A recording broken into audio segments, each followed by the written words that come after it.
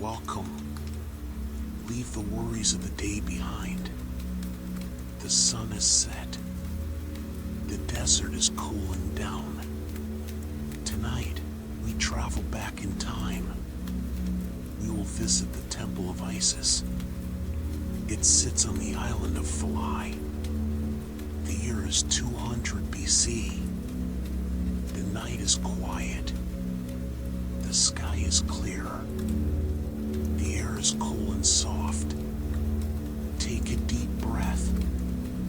Feel the stillness of ancient Egypt. The stars are bright. They illuminate the path. We walk slowly through the fine sand. The sand is warm. Your steps are silent. The temple waits for us. It is made of solid sandstone. It is a place of absolute peace. There is no rush here.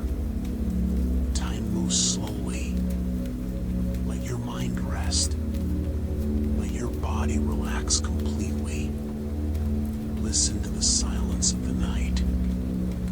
We approach the Nile River. The water is very calm. It reflects the starlight. A small wooden boat waits for us. The boat is made of acacia wood. It measures 10 meters in length. The captain wears a white linen robe. He says no words. He just nods his head. We step into the boat slowly. The wood is smooth and old. The boat glides gently on the dark water. There are no waves. The movement is steady and monotonous. Perfect rhythm. Water lapping lightly against the wood. The riverbanks show dark palm trees. They do not move. There is no wind. The journey takes exactly 15 minutes. It is a peaceful crossing. The river flows toward the north. It has moved for thousands of years. In the same way, always calm, always steady. The boat reaches the island of Philae. We step off carefully. The dock is made of granite blocks. Each block was cut with precision. They measure 1 meter in width. The stone steps lead up gently. They are worn by centuries of use. Small clay oil lamps light the path. The oil is made of pure sesame. The flame is small and yellow. It glows softly against the gray wall. We walk through the outer courtyard of the temple. The floor is made of polished stone slabs. The courtyard is 60 meters long. It is surrounded by large columns. Each column has capitals shaped like papyrus flowers. They seem to guard the silence. Their shadows are long and dark. The air here smells of dry earth. It smells of ancient incense and resin. Everything is in perfect order. Everything is at peace. We stand before the first pylon of the temple. It is the great stone entrance. It is 18 meters high. The total width is 32 meters.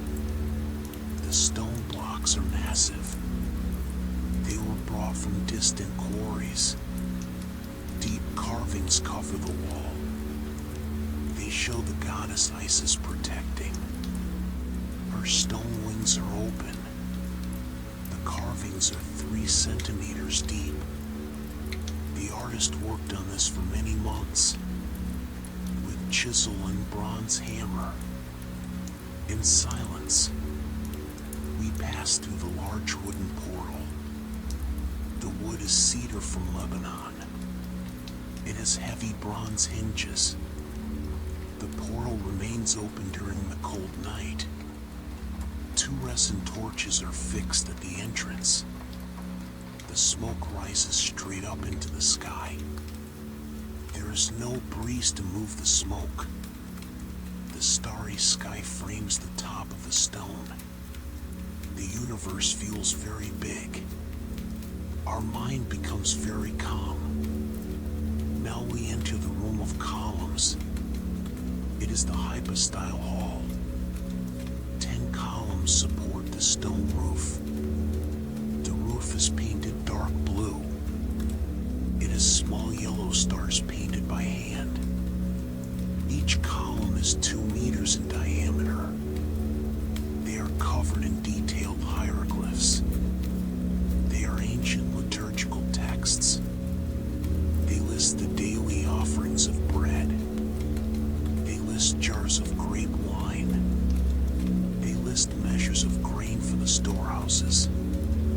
These are calm, administrative numbers. 1,000 jars of olive oil. 2,000 bundles of linen. The knowledge is kept in the eternal stone. The floor here is cooler. The temperature has dropped a little more. Your footsteps echo very softly in the empty hall. No one else is here. The priests have already gone to rest. The beeswax candles are burning down. They melt slowly, drop by drop. Time passes without any rush. We walk down a narrow corridor. The sandstone walls are very thick. They block out all outside noise. The width of the corridor is 1.5 meters. The ceiling is low and flat. A single oil lamp rests in a niche in the wall. The niche is 30 centimeters deep. The flame casts long shadows on the stone floor. Each block of the floor fits perfectly with the next. The ancient builders used plumb bobs and wooden squares. They worked with infinite patience. We feel that patience in the walls. The air is completely still inside here. The temperature remains constant throughout the year.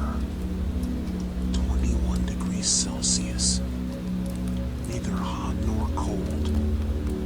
It is an environment protected from the outside world. A place of rest for the mind. Your steps remain slow and rhythmic. Each step brings you closer to the center of the temple. Let yourself go along this stone path. To our right is the House of Life.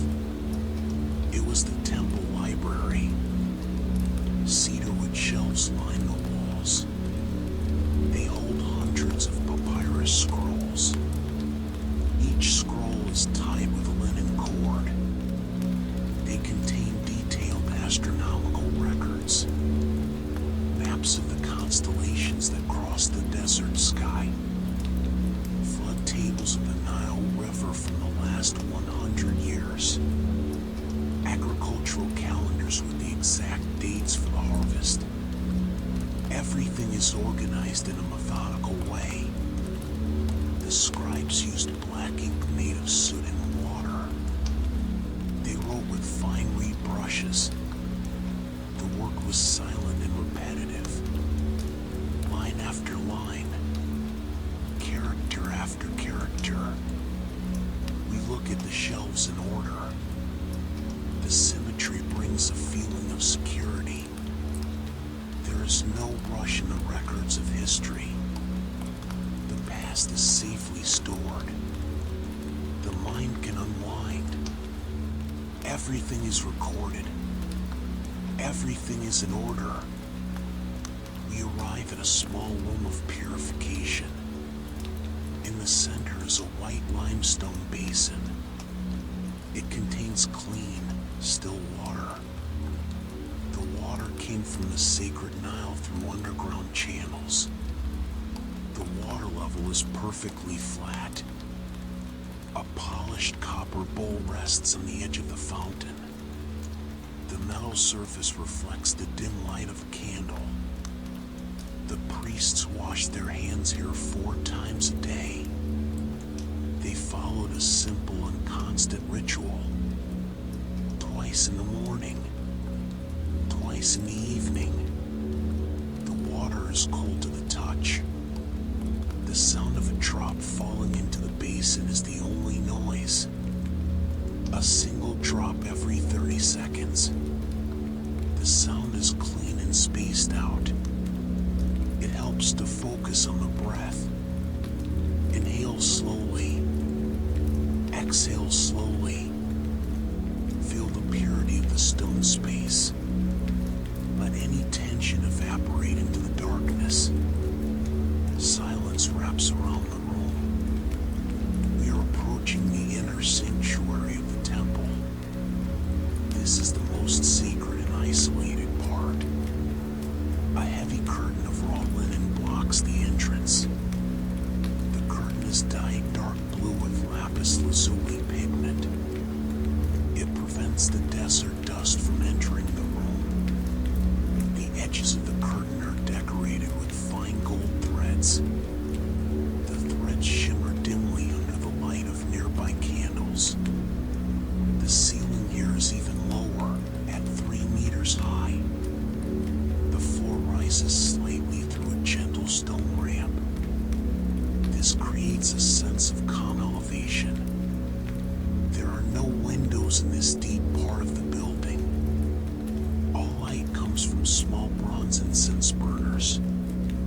The smoke has a mild scent of pine resin. It is a scent that induces deep relaxation.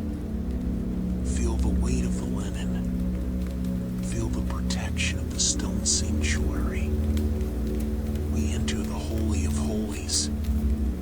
In the center is the naos. The naos is a small shrine carved from a single block of black granite. It measures 2 meters high by 1 meter wide. The wooden doors of the naos are open. Inside it rests the golden statue of the goddess Isis. It is 30 centimeters tall. The golden surface was polished with fine sand until it gleamed. In front of the shrine is a stone offering table. On the table are small clay plates with dried figs and dates ready. There are also small jars with fresh milk and wild honey. Everything was placed here a few hours before sunset. The atmosphere is one of total reverence and still quiet. Nothing moves inside here. Time seems to have stopped completely. You are safe in the center of Egypt. Sleep is arriving in a gentle way. In the corner of the sanctuary, we see a scribe table. It is made of dark ebony wood. The table measures 80 centimeters in height. 3 fresh sheets of papyrus are laid out upon it. They are held down by small bronze weights shaped like scarabs. Nearby, there is a wooden pallet with 2 circular wells. One well contains dry black ink made of soot. The other contains red ink made of iron oxide. A small ceramic pot with water is used to thin the inks. 3 reed brushes are lined up in perfect order. The scribe finished his daily work many hours ago. His tools rest in the dim light of the stone room. The space gives a sense of duty completed and organized peace. There are no pending tasks. There is no rush for tomorrow. Everything is exactly where it should be.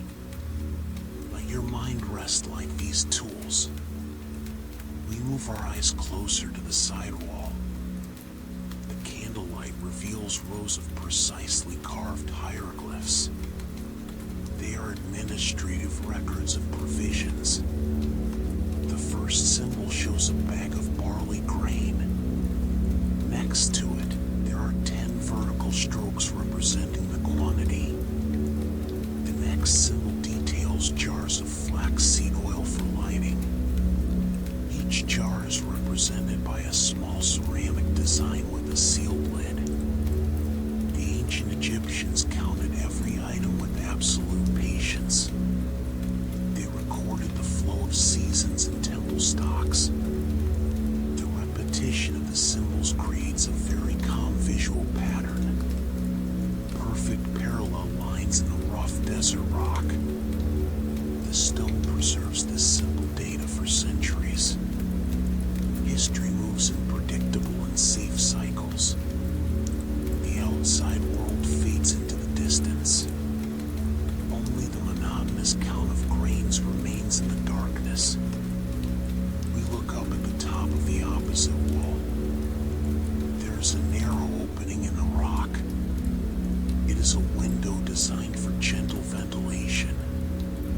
It measures only 10 centimeters wide by 40 centimeters high. The thickness of the wall around it is 2 meters. Through this high slit, a thin beam of silver moonlight enters the dark room. The light cuts through the dimness at a perfect diagonal angle. Tiny dust motes float slowly inside the beam of light. They move weightlessly in an almost unnoticeable rhythm. They rise and fall in the still air of the sanctuary. The moonlight touches the stone floor and creates a soft gray circle. The night outside remains silent and immense. The temple protects you from the cold desert wind. You are wrapped by massive and secure walls. Feel the gentle gravity of the place. We leave the sanctuary and enter the storeroom of agricultural treasures. Here, non-perishable goods are kept. Large ceramic jars called amphorae are lined up against the wall. There are exactly 40 jars in this row. Each one is 60 centimeters high. They have clay lids sealed with dark wax. The jars contain sweet wine from the Delta and imported olive oil. The ceramic surface is rough and terracotta brown in color. The floor of this room is covered by a thin layer of clean sand. The sand serves to absorb any moisture from the air. The smell here is dry and earthy. It is the smell of safe storage and peaceful plenty. The community has everything it needs for the coming months. There is no shortage. There is no worry about the future. Abundance is stored in stone. Next to the amphorae rests a cedarwood chest. It sits on a low limestone bench. The chest is 40 centimeters long. Its corners are reinforced with aged bronze fittings. On the lid, there are small inlays of bone and ivory that form simple geometric lines. The chest holds the fine linens used in the mourning ceremonies. The fabric is folded into perfect and symmetrical squares. The natural scent of cedarwood keeps insects away and perfumes the room. It is a subtle and relaxing scent that fills the surroundings. We look at the closed box and feel the tranquility of simple secrecy. The contents are protected and at absolute rest. The chest will not be opened until dawn. Until then, silence rules the room. Your body feels heavier and more relaxed. We leave the storeroom. We walk toward a second open courtyard. The floor is paved with square slabs of light sandstone. Each slab measures exactly 50 centimeters on each side. They were polished until they became smooth. The surface of the stone reflects the starlight from above. The space is completely empty and clean. A low wall 1 meter high surrounds the perimeter. From the wall, we can see the dark silhouette of the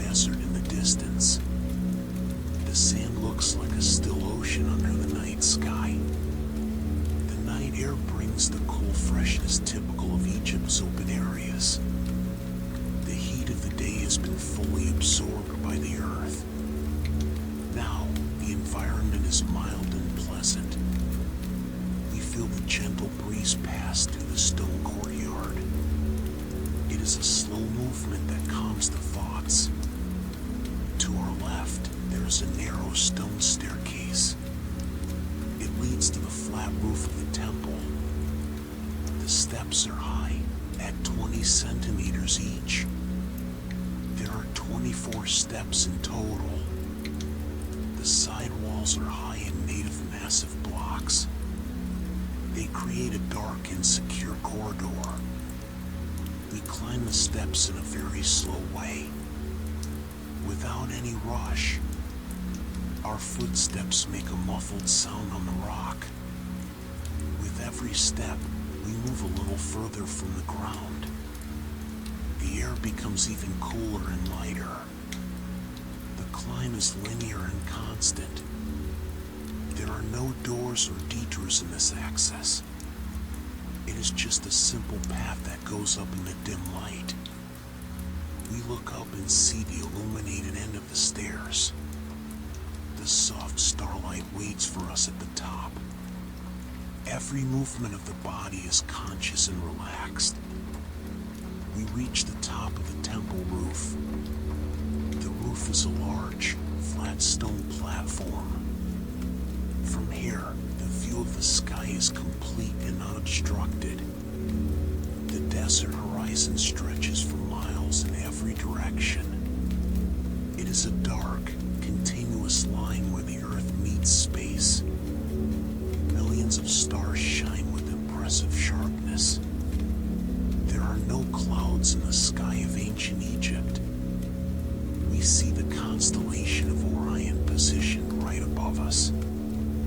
Its 3 central stars form a perfect line. The temple astronomers use this location to make their measurements every night. They observe the slow movement of the planets against the dark background. It is a job that requires hours of silence and patience. The universe moves in its own time, an eternal rhythm that brings deep peace to the observer. In the center of the roof, we find a stone sundial. During the day, it measures the hours by the cast shadow. Now, during the night, it rests in the darkness. The sundial is a circle carved into the roof slab itself. It has radial lines that indicate the 12 parts of the day. In the center, a bronze gnomon is firmly fixed. A distant torch casts a faint, still shadow across the stone. The marking shows that the day ended a long time ago. The night is exactly halfway through. It is the time for the deepest rest of the community. The sundial will not move until the first morning ray of sun. It waits patiently in the dim light of the roof. The stillness of the stone object is comforting. Time flows invisibly and silently around us. We walk to the edge of the roof that faces the river. We look down and see the Nile flowing silently. The water looks like a dark ribbon of velvet cutting through the earth. Tiny golden dots float on the liquid surface. They are the reflections of the larger stars moving with the slow current. The river moves at a constant speed of 3 kilometers per hour. It is a gentle movement that makes no noise at all from our height. The water has brought life to the whole valley of Egypt for thousands of years. It maintains the same consistency day after day, night after night. Watching the dark, calm surface slows down the heartbeat. The body feels secure on the height of the stone platform. Sleep approaches like the slow current of the river. We begin our descent from the temple roof. We walk back toward the stone staircase. The 24 steps wait for us in the dim light. go down each one with extreme slowness, one step at a time. We feel the safety of the sandstone walls around us. They embrace us once again. The air becomes denser and warmer as we move down. It is the comfortable temperature of the building's interior. Our steps remain rhythmic and calm. There is no need to hurry. The night is still long and dark. We reach the end of the steps and enter the ground floor corridor again.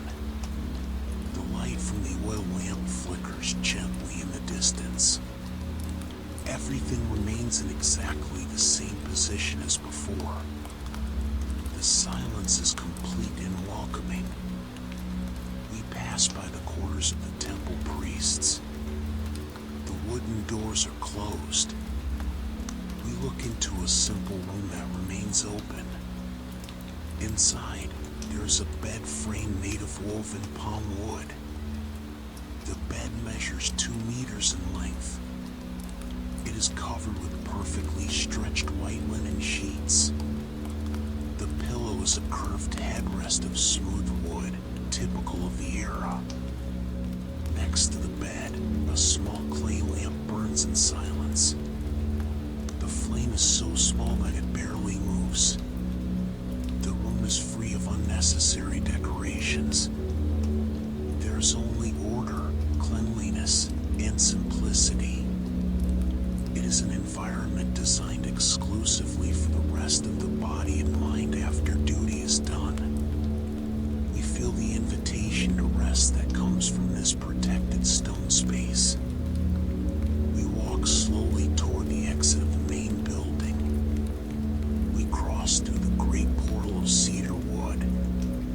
The heavy doors remain motionless on their bronze hinges. We return to the outer courtyard lit by the 2 resin torches. The smoke still rises straight up toward the stars. The night sky feels even larger now. The millions of bright points continue their slow journey across the firmament. Our steps on the warm sand are almost unnoticeable. The desert air is calm. We look back one last time at the dark facade of the temple. The sandstone columns stand like guardians of time and peace. The temple has fulfilled its purpose of welcoming and calming us. We walk toward the riverbank with our bodies heavy with sleep. The small acacia wood boat waits for us at the granite dock. The captain remains in his position, calm and silent. We step into the vessel with slow and automatic movements.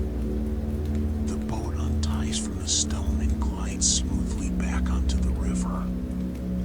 The movement on the dark water is perfectly linear. The surface of the Nile is as smooth as a glass mirror. The reflection of the stars does not distort with the motion. The soft sound of water lapping against the wood is constant. A monotonous rhythm that cradles your last awake thoughts.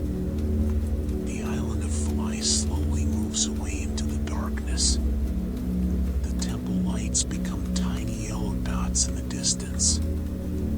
You are floating safely upon the ancient waters. We reach the riverbank. Your steps on the sand are very heavy now.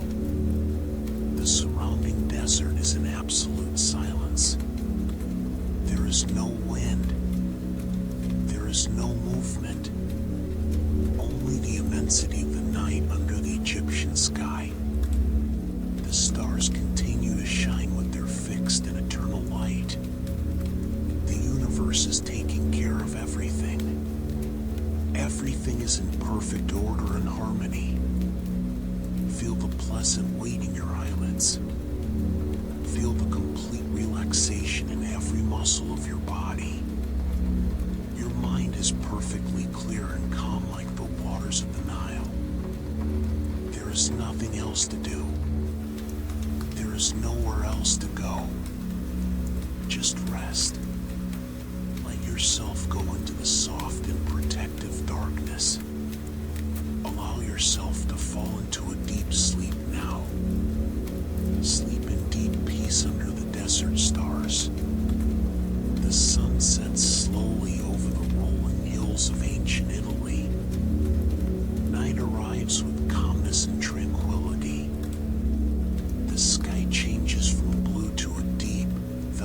gray. Stars begin to blink overhead, one by one. The night air is cool, gentle, and very serene. Far from the bustle of Rome, the countryside rests in silence. A light wind passes through the dark leaves of the olive trees. The workday has ended for the local farmers. Everything around invites you to slow down your mind. There is no rush here. Time moves in a slow and steady manner. Imagine yourself resting by the side of this ancient path. The welcoming darkness wraps the landscape like a soft blanket. Take a deep breath and feel the weight of the day fade away. Every moment now is dedicated to absolute rest. The roads of the past are silent and ready to tell their monotonous story. It is time to relax. It is time to focus only on the tranquil rhythm of this historical journey. Let your thoughts float gently into the dark. In the year 312 BC, the plans began.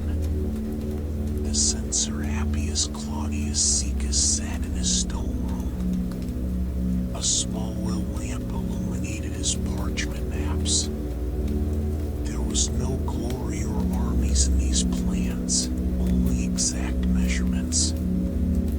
Straight lines needed to be drawn across the landscape.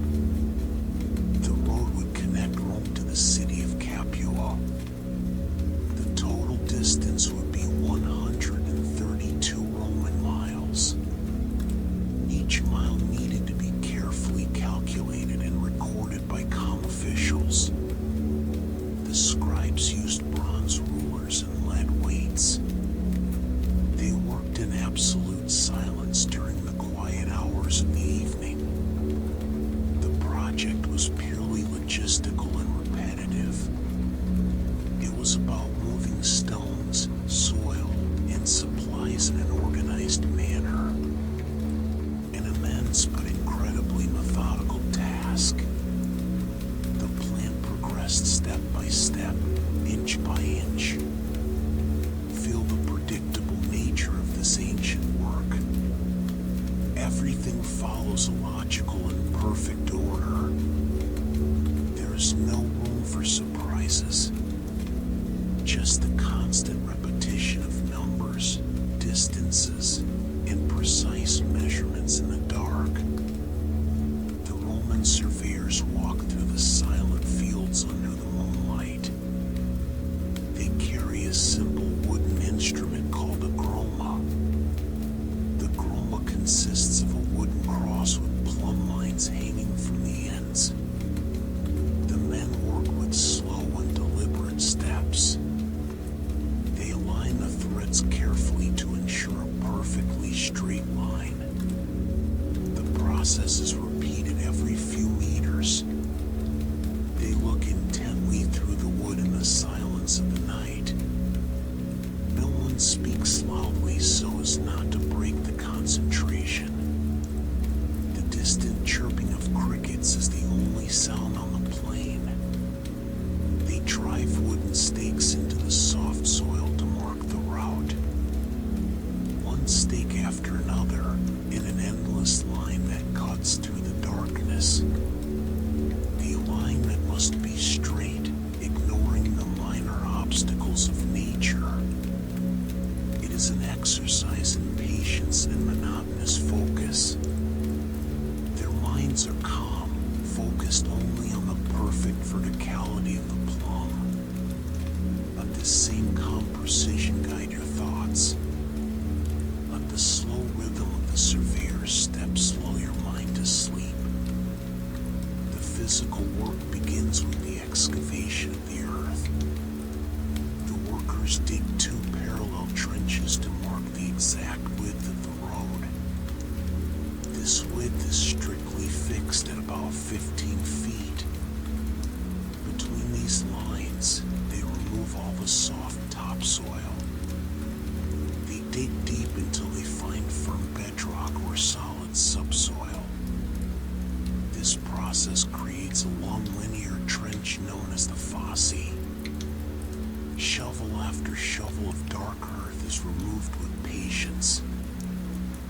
excavated soil is placed into heavy wicker baskets and carried to the side. It is a rhythmic, continuous, and repetitive movement. Digging, lifting, emptying the basket, returning. The smell of fresh, damp earth fills the evening air. The sound of metal tools against the soil is muffled and steady. There is no rush in the excavation, as the base must be perfect. The depth is checked repeatedly with wooden measuring rods. Each cleared section is a space ready for rest. Feel the solidity of this foundation being prepared slowly. Now, the bottom of the trench must be completely compacted. The workers use large, heavy wooden rammers with long handles. They lift the tools and let them fall onto the soil repeatedly. The sound of the impact is deep, muffled, and very regular. Blow after blow, the loose earth turns into a hard, flat surface. This initial level is called the pavimentum. Sometimes they spread a thin layer of clay to help with the compaction. They walk back and forth over the area without any rush. Every square inch receives the same amount of pressure and attention. The ground becomes firm as a rock under the constant strokes. It is a purely mechanical and predictable process. The movements of the men are synchronized and automatic, like the ticking of an ancient clock. The monotony of this work calms the mind of anyone observing. The flat, firm earth brings a sense of stability and order. Everything is being prepared with the utmost patience and safety. The physical fatigue of the day turns into pure stability. Upon the compacted earth, the placement of the first large foundation layer begins. This layer is technically known as the statument. It is composed of large, rough, angular stones about the size of a closed fist. The workers carry these stones one by one, leaning down calmly to settle them into the bottom of the trench. There is no rush in the fitting. Each stone must fill the space in a stable manner without wobbling. The sound of stones gently clacking against the ground echoes in the silence of the night. Layer by layer, a massive grid of pure rock forms along the road. The total thickness of this base reaches about 12 inches.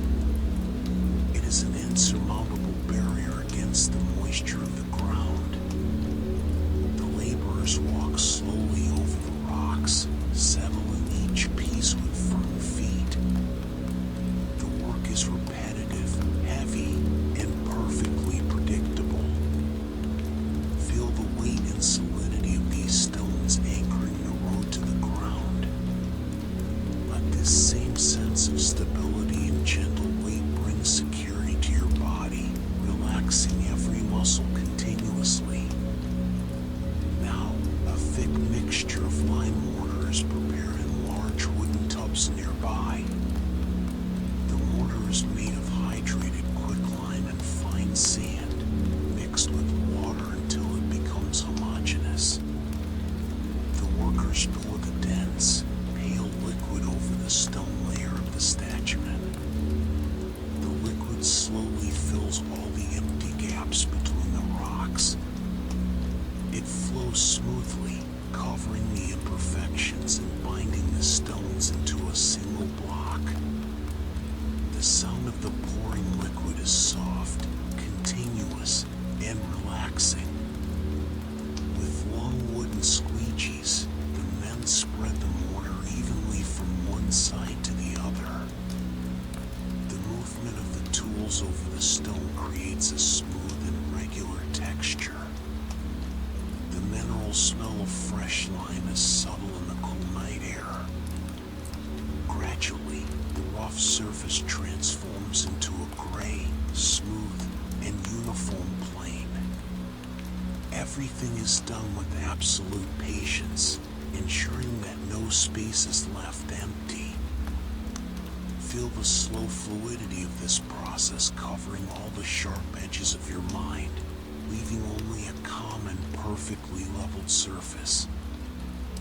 Near the construction site, large piles of materials await the next stage. This material will be used for the second structural layer, called the rootus. The rootus consists of a detailed mixture of fine river gravel, crushed stones, and broken pottery pieces. The laborers use wooden shovels reinforced with iron to scoop up the gravel. The sound of the small stones sliding across the shovel is rhythmic, steady, and very monotonous. Each shovelful is poured into wooden carts or wicker baskets with a dry, regular noise. The gravel is sorted by size to ensure the mixture is perfect. There is no rush in the gathering. The amount of stones decreases in a slow and unnoticeable way. The moonlight reflects slightly on the damp surfaces of the small, rounded pebbles. The work follows a logic of strict weight and volume, repeated hundreds of times throughout the night. Let the soft and repetitive sound of falling gravel help slow down your thoughts. The rhythm is calm, safe, and completely devoid of any urgency. The gravel and pottery fragments of the rootus are now poured over the still damp lime mortar. This second layer must be exactly 9 inches thick. The workers use heavy iron rakes to spread the material evenly. They pull and push the gravel with long, calm, and cadenced movements. The noise of the metallic tools dragging the small stones creates a continuous, rough, yet predictable sound. The mixture fills the space perfectly, creating a new intermediate structure.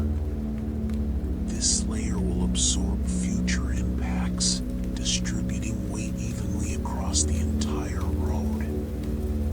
The men move in silence through the trench, focused on the exact thickness of the layer. They use small wooden rulers to check the height of the gravel every few feet. Every movement is identical to the previous one. The repetition of the gesture brings a deep sense of order and constancy.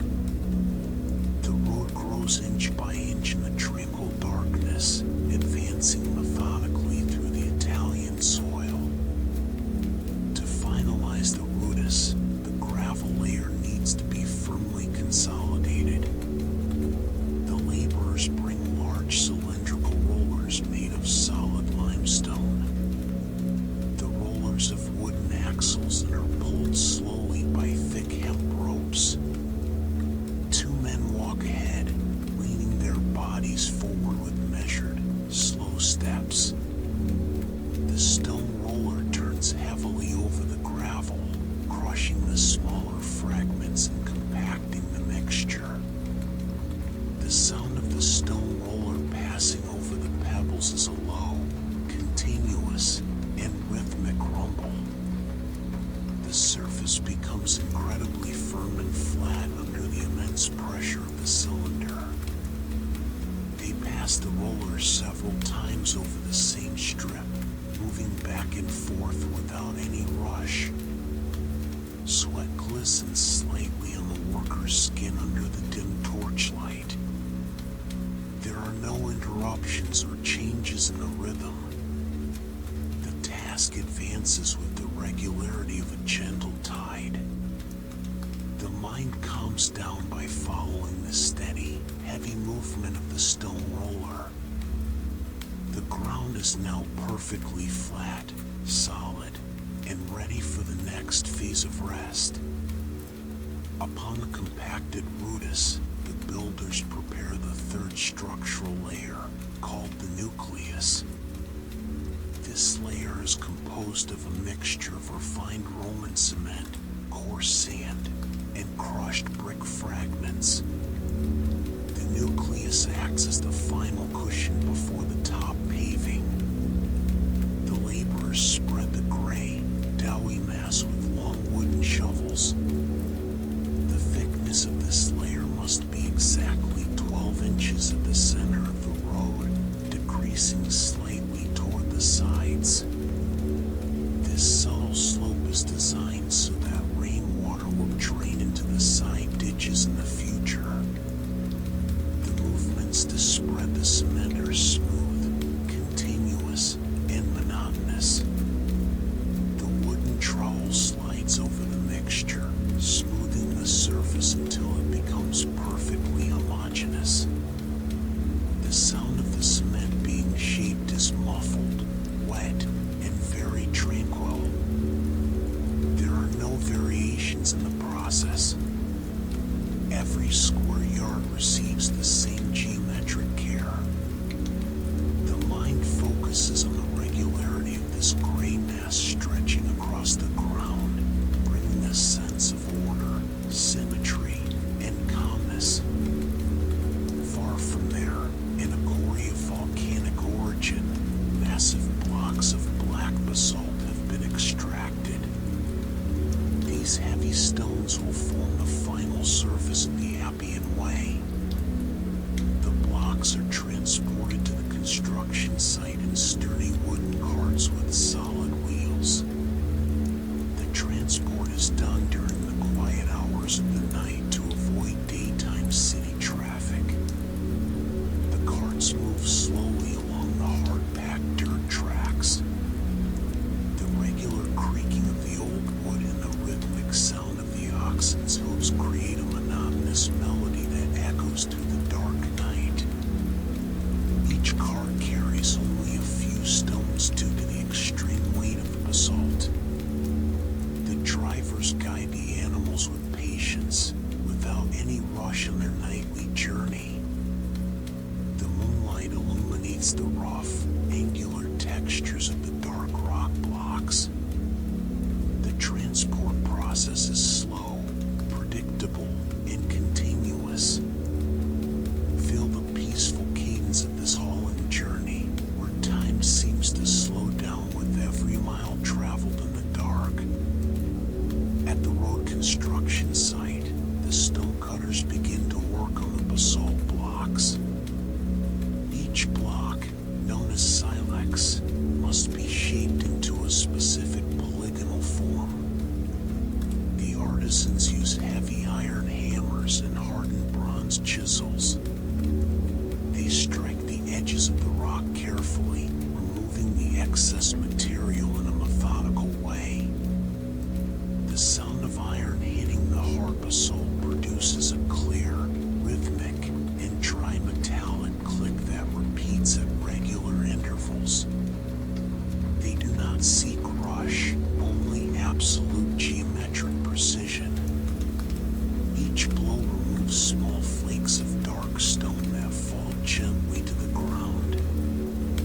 The laborers visually inspect the block after each impact, turning the heavy stone with hands covered in gray dust. The task demands infinite patience and continuous focus. The repetition of these identical strikes works like a natural metronome in the silence of the night. Let this rhythmic and steady sound bring a sense of deep order to your mind, drifting all stray thoughts away. The moment to lay the first polygonal stone has arrived. The black basalt block is lifted by ropes and positioned carefully over the still malleable cement of the nucleus. A master builder kneels on the earthen ground to check the perfect alignment of the piece. He uses a long wooden level with a centered plumb line. The silence at the site is is absolute as everyone watches the subtle movement of the lead weight. The builder adjusts the position of the stone by gently tapping the top with a heavy wooden mallet. The sound of the impact is muffled and solid. The stone settles perfectly into the gray mass, fixing into its final position for centuries to come. There is no room for haste or carelessness at this critical moment. The alignment of this first block will serve as a guide for all the other stones that will follow. Feel the security and ancient precision involved in this simple, focused gesture. Everything is under absolute control, following a perfect and unchangeable plan in the tranquility of the night. The laying of the stones continues in an extremely methodical manner.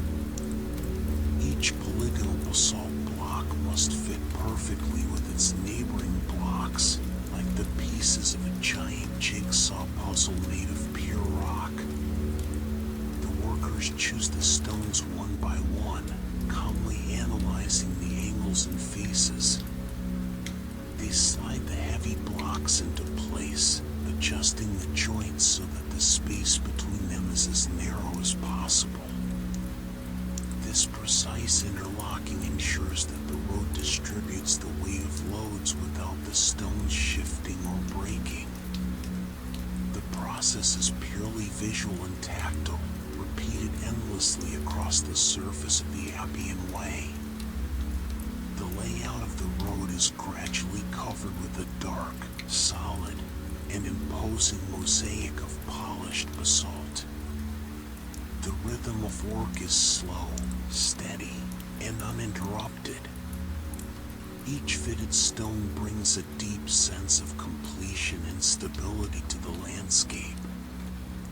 Let your mind follow the perfect and secure fit of these heavy rocks, feeling your own thoughts find a calm and safe place to rest. Once the basalt blocks are interlocked, small gaps still remain between the joints of the stones. To seal these connections, the workers use a very fine, dry river sand. They pour buckets of sand over the dark mosaic with slow movements. With brooms made of stiff, dry branches, they brush the sand deep into the fissures. The sound of the bristles sweeping the rough stone is soft, continuous, and comforting. The sand fills every empty space, locking the basalt blocks together definitively. They repeat this sweeping motion multiple times over the same section, ensuring complete fullness. It is a light, focused job requiring extreme patience. Gradually, the joint lines disappear under the pale, golden dust. The entire structure becomes a uniform and incredibly cohesive surface. Feel the tranquil nature of this continuous back and forth movement. Let the calm rhythm of the broom clear your mind of any stress, filling the empty spaces with a deep sense of peace and quietude. To ensure that no stone sits higher than the others, the men begin the final leveling process. They use large, heavy wooden mallets with flat, wide bases. The workers lift the tools and strike directly onto the surface of the basalt. The sound generated is a firm, muffled, and steady impact that echoes through the quiet countryside. Blow after blow, the protruding stones settle into the underlying cement cushion until they are perfectly aligned with the rest of the pavement. The men move sideways, striking rhythmically in a straight line.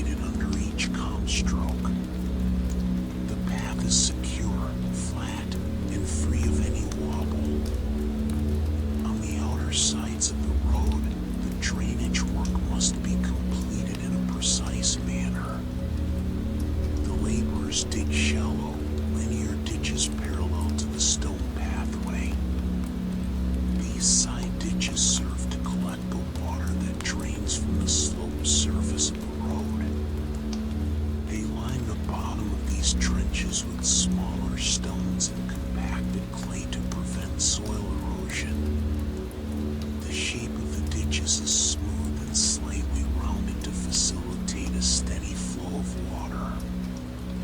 The men work in a crouching position, shaping the edges of the ditch with small metallic hoes. The sound of the tools scraping the earth and small rocks is muffled and very regular in the silence of the night. Roman engineering focuses on perpetual durability, and water must never accumulate at the base of the structure.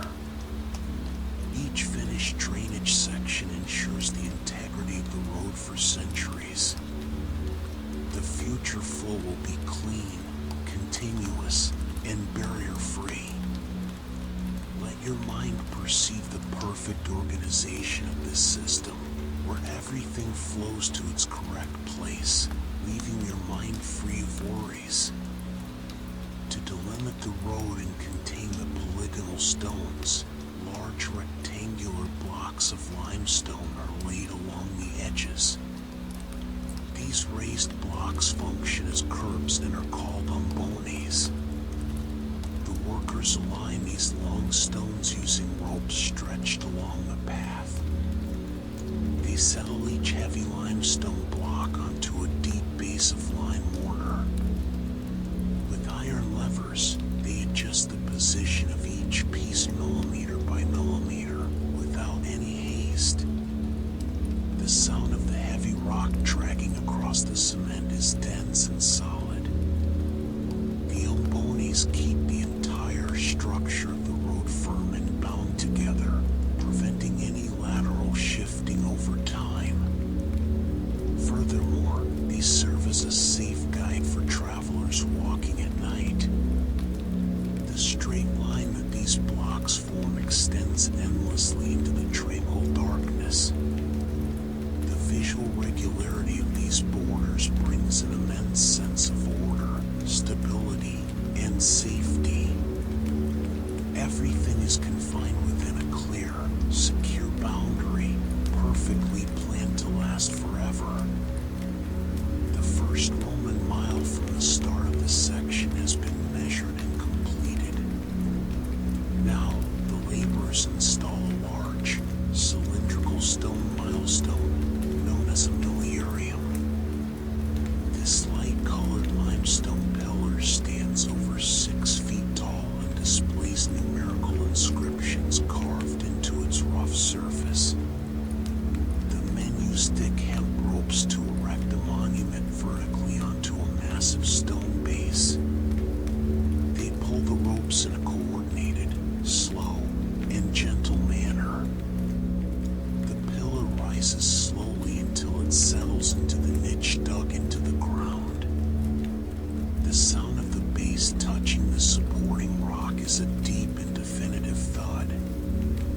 This milestone will indicate to travelers exactly the distance traveled and the name of the magistrate who built the road. The pillar stands solitary and imposing under the starry sky. It is a symbol of steady progress, metric order, and the peaceful measurement of time and space. Looking at this solid monument brings immediate mental clarity. The journey advances step by step, mile by mile, in a completely controlled and tranquil way. With most of the structure laid down, it is time to clean the surface of the new road.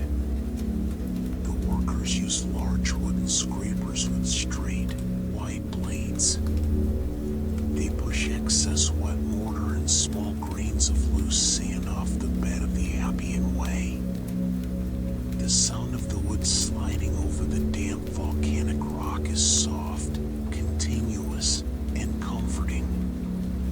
They repeat this scraping motion from one edge of the road to the other, cleaning each black basalt block. Under the moonlight, the clean stones begin to reveal their dark and polished gleam. The water used for cleaning reflects the night sky like a dark mirror. The work advances with a peaceful and silent regularity. There is no rush, as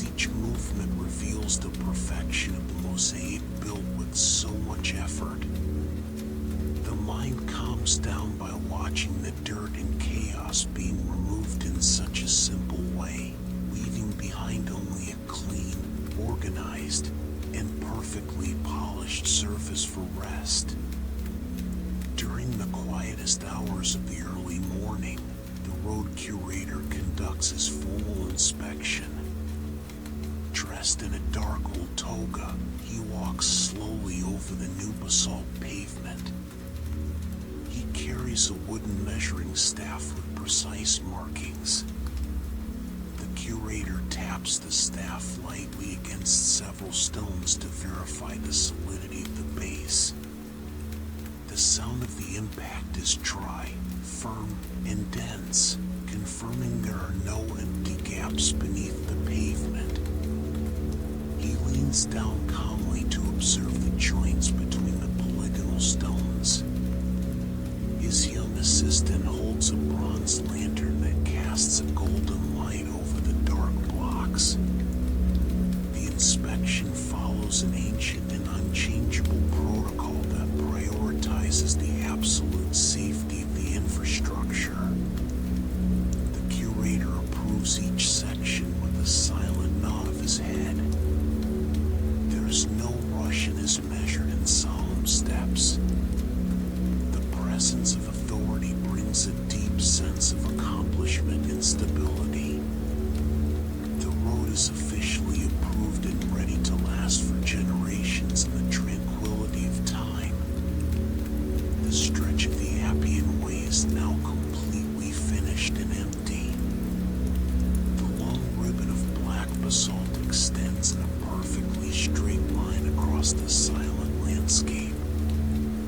The polygonal stones are so well fitted together that they seem to form a single, continuous, massive rock. The sky above is a vast dark blue blanket peppered with bright stars. The Milky Way stretches across space in perfect harmony with the line of the road on Earth. There is no movement of carts, horses, or soldiers at this moment. The silence of the countryside is absolute and welcoming. The gentle early morning wind passes over the cool stones without encountering barriers.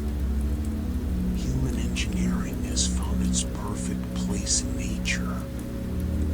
The road rests in peace, solid, secure, and unwavering against the forces of time. Looking at the straight and continuous line helps organize all your stray thoughts. Everything is exactly where it should be.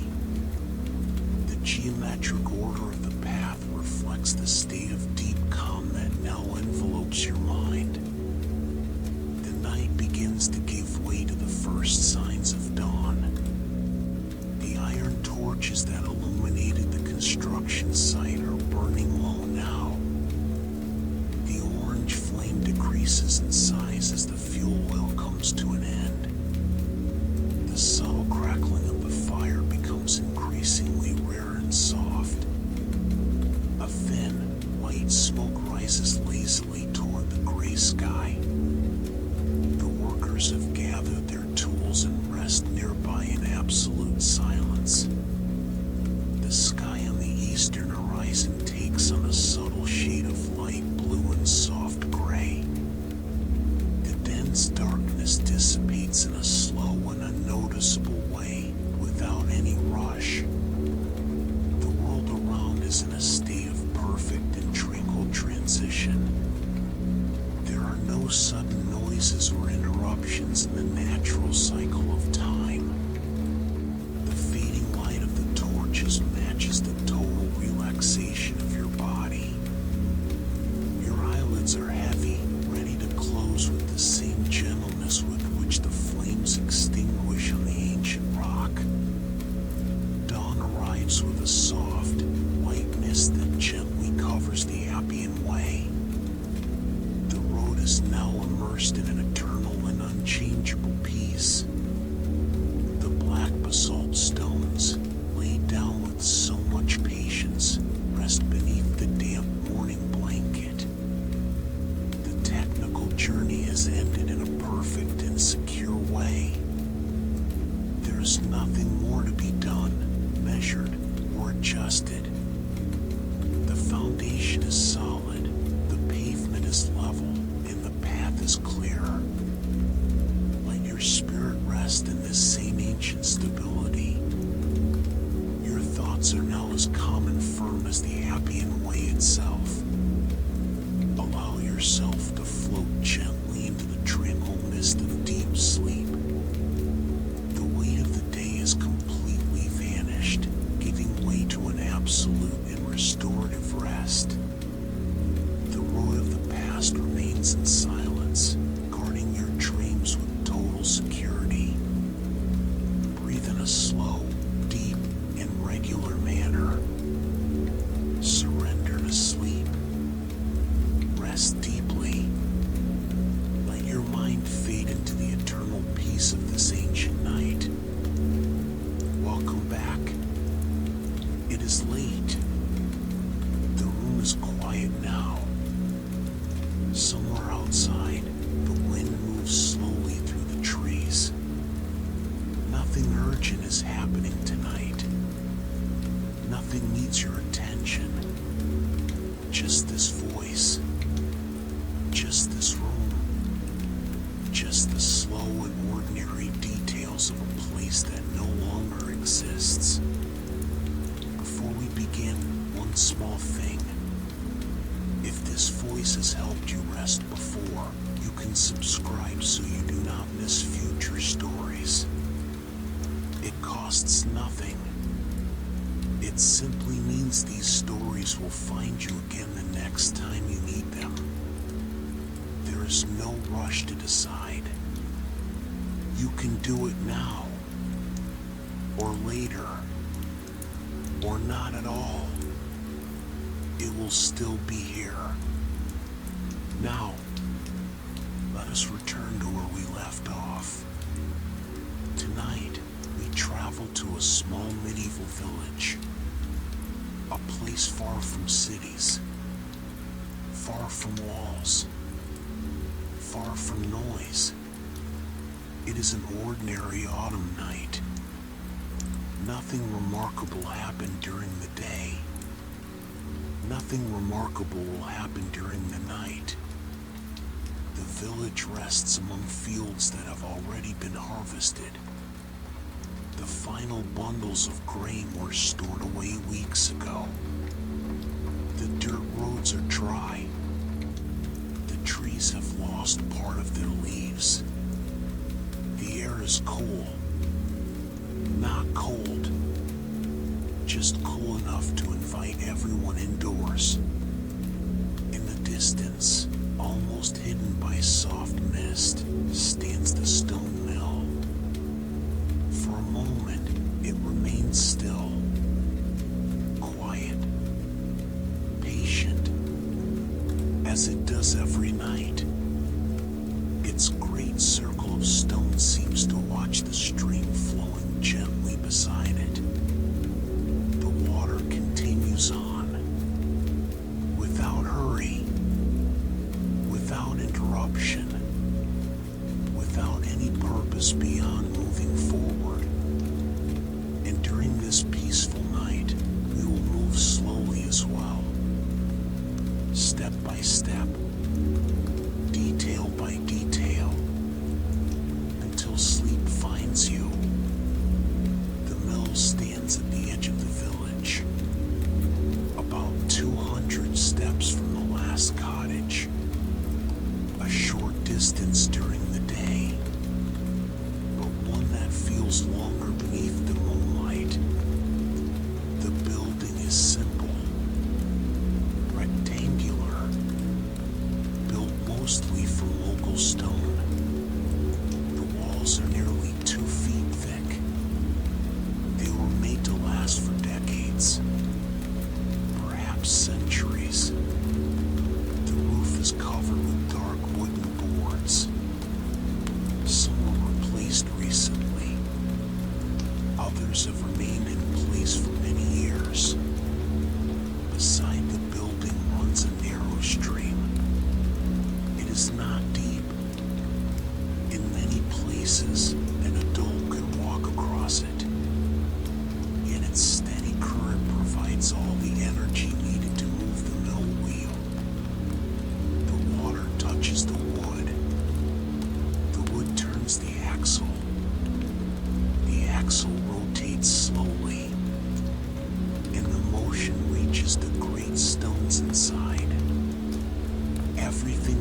settles gradually, without excessive noise, without speed, only repetition. A repetition that has continued for generations. During the day, farmers bring sacks of grain. At night, however, the place belongs to silence. Only the sound of water remains. The same sound, minute after minute, hour after hour, like a natural clock. A clock that measures no urgency, only the passing of time. Inside the mill, there's only one large room. The ceiling is supported by thick oak beams, darkened by time, darkened by candle smoke, darkened by decades of use. At the center sit the millstones, heavy, round, impressive mainly because of their size. Each measures a little more than 3 feet across. They were carved by local craftsmen many years ago. Their surfaces hold gentle markings, small grooves, repeating lines, details that help turn grain into flour. During the day, these stones work continuously, but now they rest almost completely still. Only the faintest motion remains, so slow it would be difficult to notice from a distance. Against the walls stand empty sacks, coiled ropes, simple tools, wooden shovels, barrels, ordinary objects, objects that rarely attract attention, yet each has its own place. Everything appears organized through habit, not through planning, not through rules, but through repetition.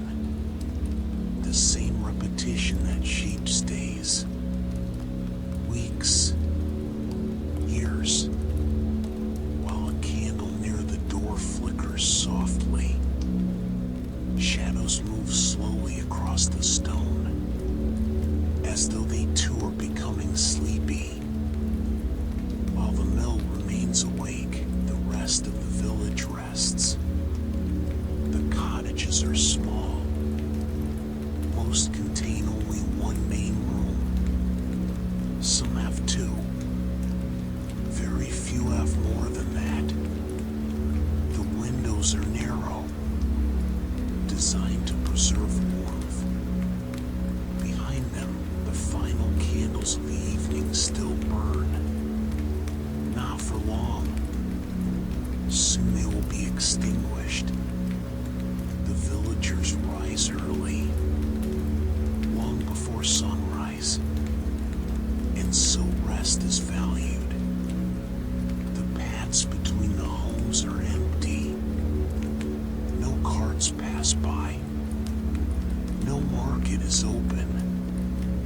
No merchant calls out to customers. Only dry leaves occasionally drift across the ground, moved by the gentle wind. Near the barns, several animals sleep. The sheep remain gathered together. The horses stand quietly at rest. The chickens have already found their perches. Everything seems to follow an invisible schedule, a timetable shared by people, animals, fields, and seasons. Above them, the moon lights the rooftops, not brightly, but gently. Its light touches wood, stone, and earth, transforming every surface into something soft, something peaceful, something that asks nothing of your attention. Now we return to the stream, to the water that never fully stops, to the wheel that turns without noticing the passing years. Tonight the current is gentle, neither fast nor especially slow, simply steady. The water reaches the wooden paddles, one after another, always in the same sequence, always in the same rhythm. Each small movement creates another movement, and then another, like a long chain of silent actions. The wheel completes one rotation, then another, then one more, with no purpose beyond continuing to turn. Moss covers part of the nearby stones. Green layers gathered slowly, year after year, drop by drop, season after season. Nothing here happens quickly. Not even the growth of moss. Not even the aging of wood. Not even the passing of the night.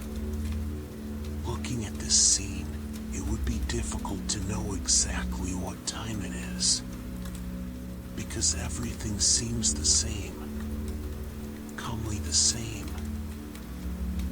stream, the same wheel, the same distant light, the same autumn sky. And perhaps there's comfort in that, in predictability, in repetition, in the absence of sudden change.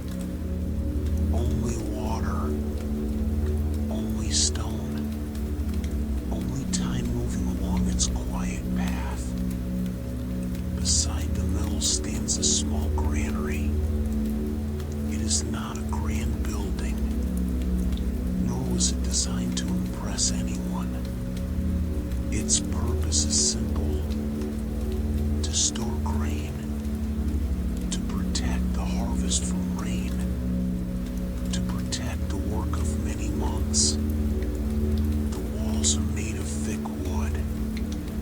The boards carry marks left by time, small cracks, gentle warping, quiet signs of aging.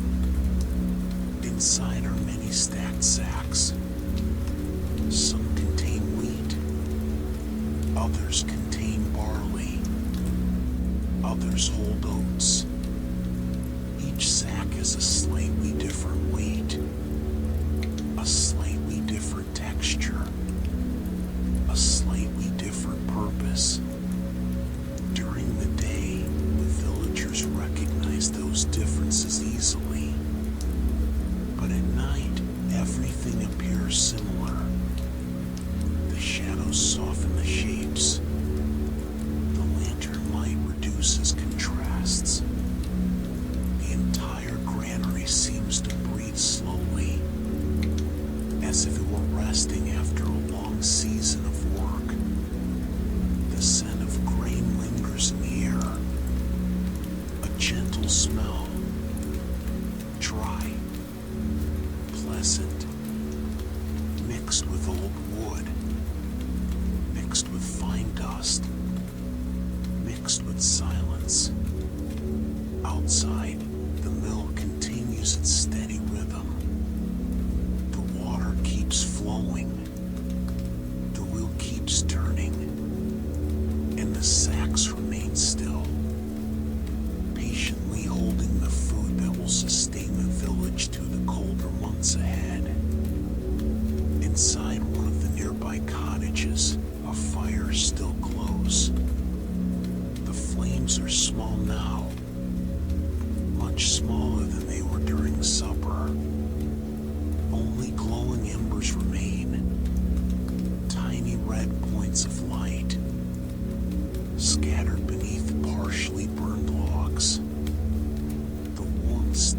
fills the room. Not intensely, but enough to make the night comfortable. Upon the wooden table rest a few simple objects. A clay bowl, a hand-carved spoon, a carefully folded piece of cloth. Nothing valuable, nothing rare, only items used every day. Items that rarely change their place. Near the hearth, a cat sleeps. Its body is curled tightly. Its movement is almost impossible to see. Only a slow breath. Steady. Peaceful. Upstairs, or perhaps behind a curtain in another corner of the room, the family is already asleep. Their day began early. It ended early. And tomorrow will follow the same pattern. The same routine. The same paths. The same tasks. There is something deeply predictable about this life. Something repeated so often that it almost goes unnoticed.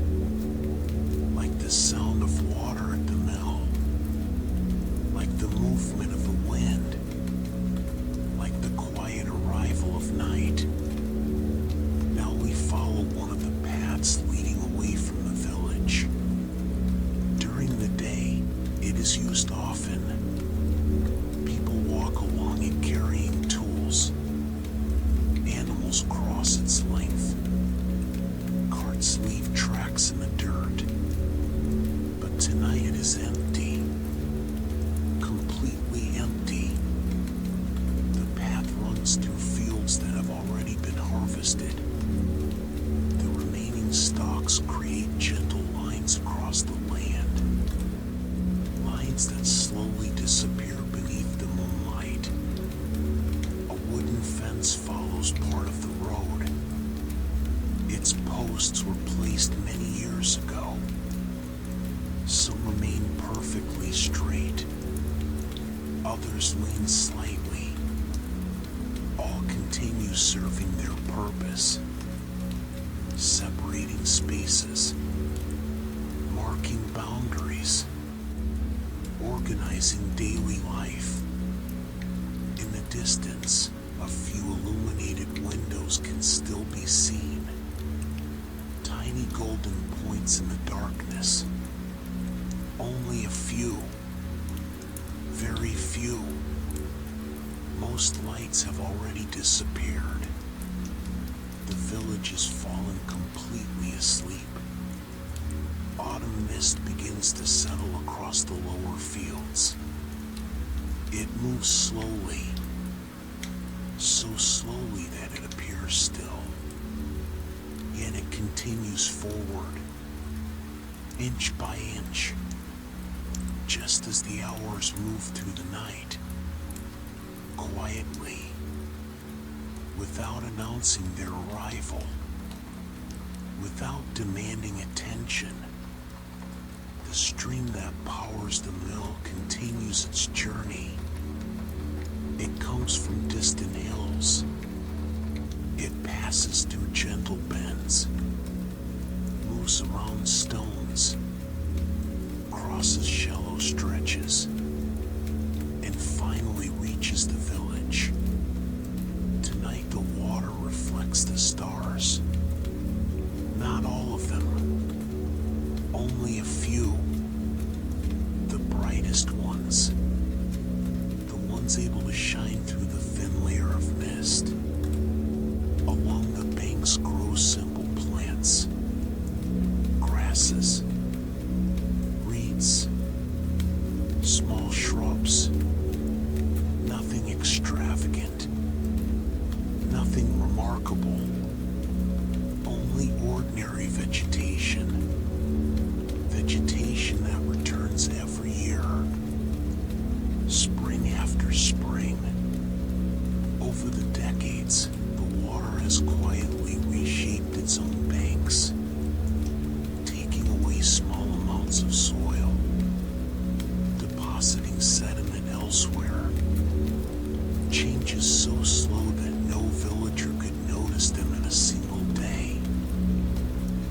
perhaps not even in a single year. Yet they happen. They always happen. Just as the mill turns. Just as the seasons change. Just as leaves fall. Even when nobody is watching. Even when everyone is asleep. The string continues its silent work, following a familiar route, a route traveled thousands of times, without hurry, without interruption, without any need to arrive sooner. We return once more to the heart of the mill, to the stones, to the mechanism, the steady motion. The wooden gears continue their slow work, tooth by tooth, turn by turn, without any visible effort. Each piece was built for a specific task. No part is complicated. No part is decorative. Everything serves a single purpose. That simplicity makes the whole system reliable. The stones rotate at a gentle speed, just enough to do their work, just enough to turn grain into flour. No more, no less. The light of a single candle illuminates part of the stone surface. The rest remains in shadow. The shadows shift slowly as the flame flickers, as time passes, as the night moves forward. If someone were to watch this mill for an entire hour, they might notice only very small changes. A different shadow, a glimmer of light, one more rotation of the wheel. Nothing dramatic, nothing sudden, only continuity, only repetition, only the same peaceful motion that has been happening for many years, and that will continue long after this night comes to an end. At the center of the village stands a well. It is not large. It has no decoration. It does not attract attention at first glance. Yet every villager knows it. Every villager depends on it. During the day, dozens of trips are made to this place. Buckets go down. Buckets come up. Water is carried. Water is stored. Water is used. But tonight, the well rests. The bucket remains still. The rope stays coiled. The small wooden roof casts a gentle shadow across the stonework. The stones of the well display different shades. Some are lighter. Some are darker. Many were placed there by hands that no longer exist. Yet they continue serving their purpose, just as they have for many years. The air around the well is calm. No conversations echo across the square. No footsteps cross the path. Only the distant sound of the string can be heard.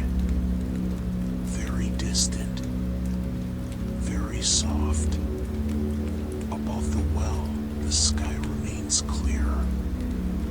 A few stars shine quietly, not competing with one another, not trying to draw attention, simply occupying their places,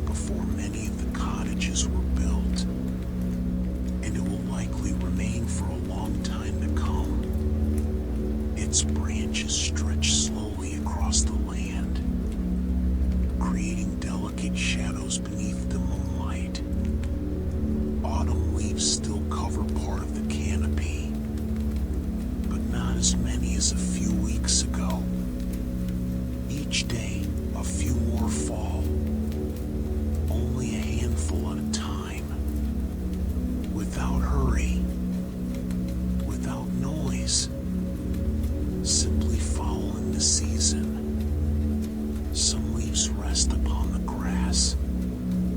Others reach the stream and continue their journey slowly, carried by the current, carried by the wind, carried by time. The trunk bears deep markings, lines formed over decades, perhaps centuries. Each one quietly records the passing years, without words, without written records, without any need for explanation. Meanwhile, the tree remains still, watching the same hills, watching the same fields, watching the mill turn night after night, year after year, generation after generation. A silent witness, peaceful, steady, like so many other things in this place. At one edge of the village lives the baker. His oven remained active through much of the day. Now it is quiet, but it still holds warmth. The nearby walls radiate a gentle heat. Almost unnoticed, wooden shelves support several loaves baked hours earlier. Simple food, made from flour produced by the very mill we have been watching. Wheat, water, time. Only a few ingredients. Many repeated motions. Mixing, waiting, kneading, waiting again, baking, waiting once more. Much of medieval life is made of waiting. Waiting for rain, waiting for harvest, waiting for the proper season, waiting for sunrise, waiting for the next year. Tonight is no different. The oven cools slowly, very slowly, more slowly than most would notice. The wooden shelves absorb the remaining warmth. The scent of bread lingers in the room. Gentle, comforting, familiar. A scent that belongs to everyday life. A scent that returns almost every day. Just like the sound of the mill. Just like the path of the stream. Just like the arrival of night. Beyond the last cottages lie small pastures. During the day they are occupied by animals. Now they rest beneath the moon. The sheep remain gathered together, forming pale shapes across the dark field. Few of them move. Most remain completely still. A wooden fence marks the boundary. Post after post, board after board. A simple structure, but an effective one. The field contains gentle rises and dips, small elevations, small hollows, details almost hidden beneath the mist. In the distance, the hills gradually fade into darkness, without sharp edges, without strong contrasts. Everything seems softened by the night. Even the sounds. The wind moves through the dry grasses, creating a quiet noise. Regular, calm, almost constant. It is the kind of sound that soon goes unnoticed. Not because it disappears, but because it becomes becomes part of the surroundings, part of the background, part of the stillness. The stars remain above, the sheep remain below, and between them there's only the night, wide, silent, peaceful. The night reaches its deepest hours. Many hours have already passed, yet the mill remains exactly where it was. The wheel continues turning. The water continues flowing. The stones continue waiting for the next day. The reflection of the mill appears upon the surface of the stream, slightly distorted, moving with the current. No image remains perfectly still upon water. Everything shifts a little. Everything follows the flow. The moon appears there as well, stretched, broken gently by small ripples, yet still recognizable, yet still peaceful.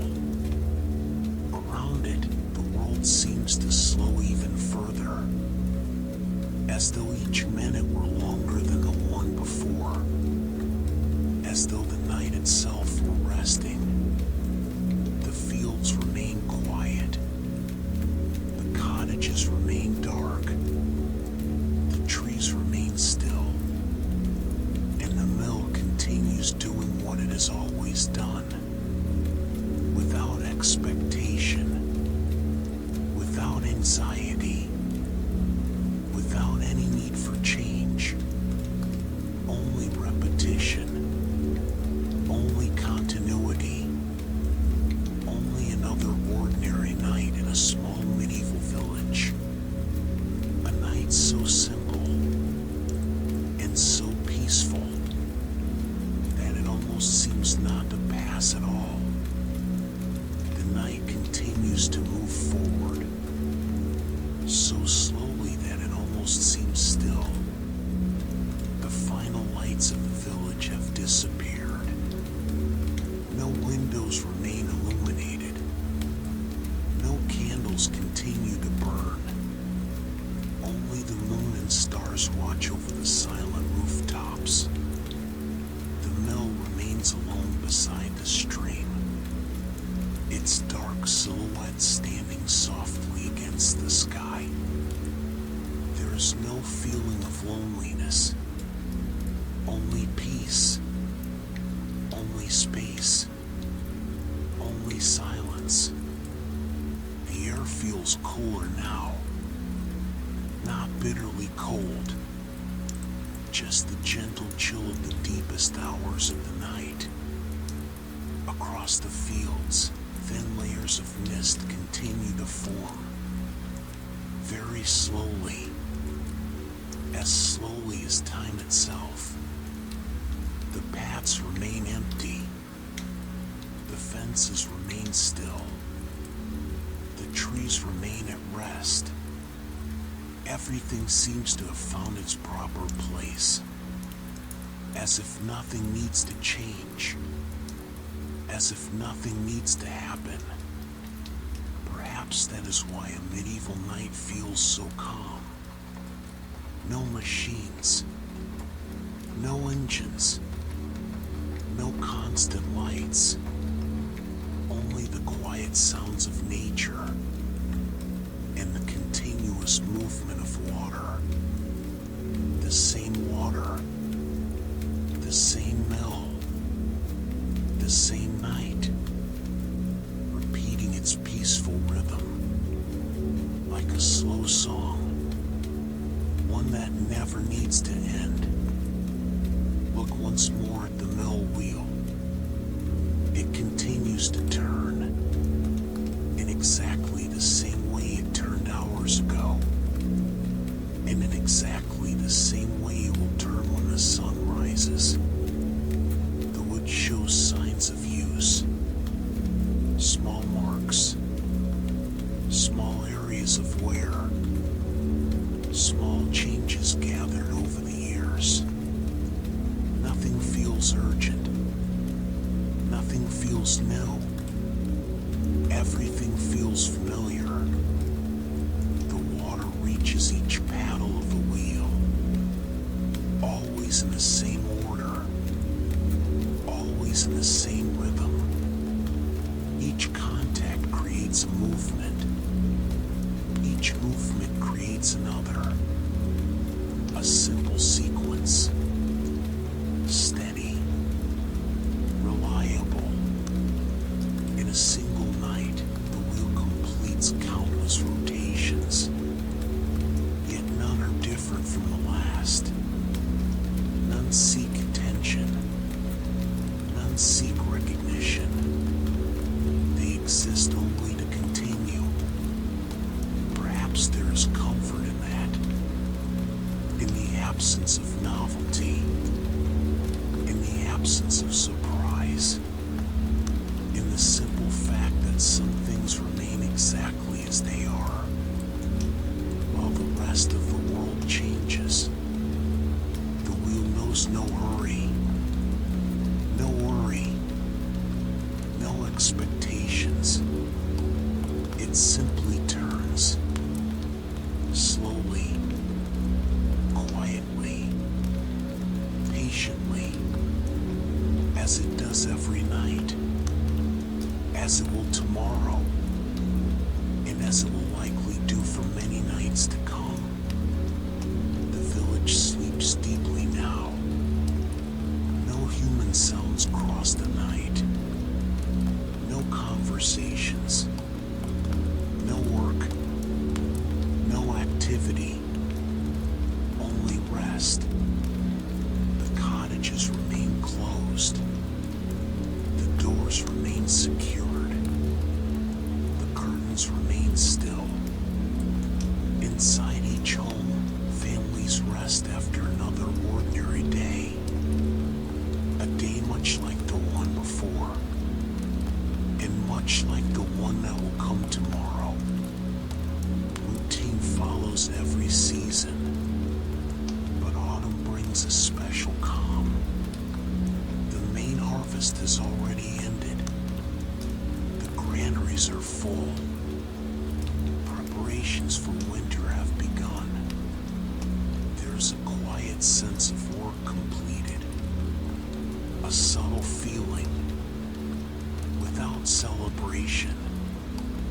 Without fanfare. Only peace. The streets remain empty. The dirt roads still hold tracks left by carts and boots. Marks made during the day.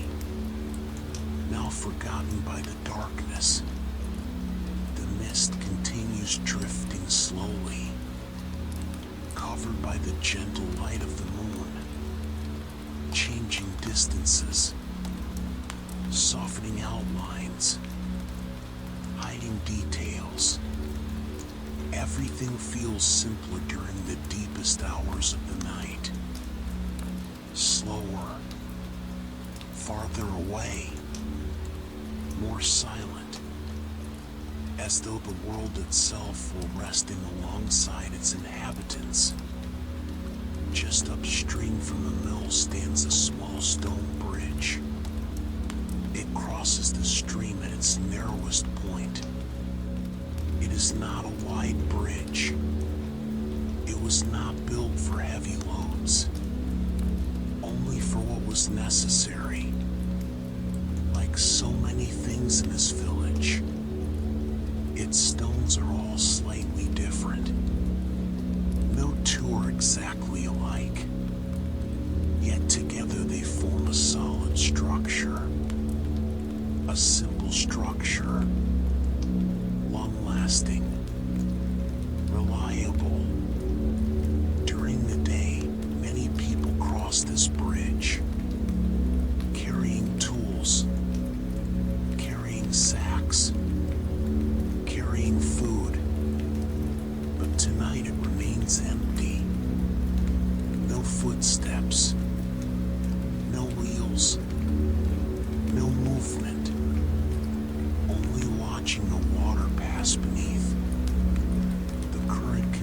continues on its path, sliding between rounded stones, creating small reflections of light, tiny glimmers that appear and disappear, always different, yet always similar. The bridge remains above, still, patient, while the water flows below. In constant motion, it is a peaceful contrast, a structure at rest, a current in motion, both existing together in perfect harmony. Like so many other parts of this nighttime scene, very slowly something begins to change. Not in the mill, not in the stream, not in the cottages, but in the sky. The stars are still visible, yet some seem a little less bright. The distant horizon begins to lighten. The change is almost impossible to notice, easy to miss, especially for anyone asleep.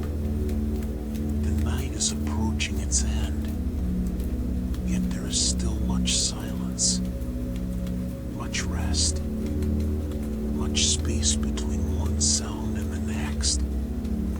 The mill continues its work, unconcerned with the coming dawn.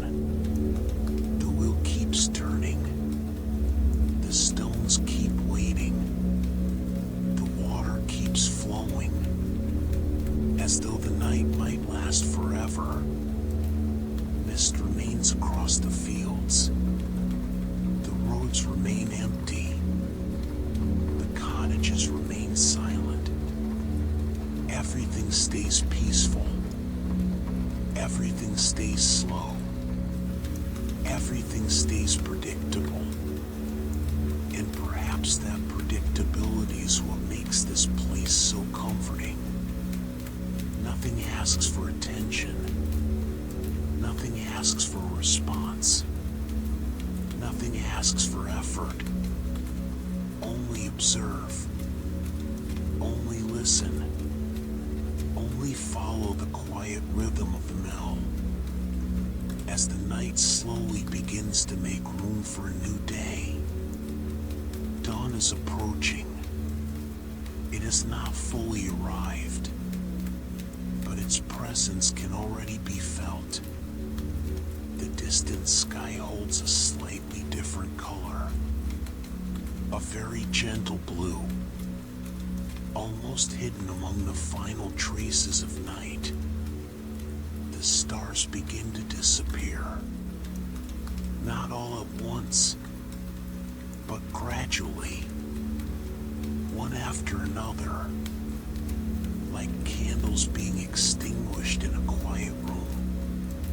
The mill remains exactly as it has always been. The stones continue waiting. The wheel continues turning. The water continues flowing. Nothing feels rushed. Nothing feels different. And yet, a new day is arriving. Mist covers portions of the fields, turning distances into soft shapes. The boundary between land and sky seems less defined, more delicate, more peaceful. The stream continues reflecting light. First the light of the moon, now the first signs of morning, choosing neither one, simply reflecting whatever it finds. Perhaps there's a quiet lesson in that. Simply continue. Simply move forward. Simply accept each moment as it arrives. Like the water. Like the mill. Like this night slowly becoming morning. The first colors of morning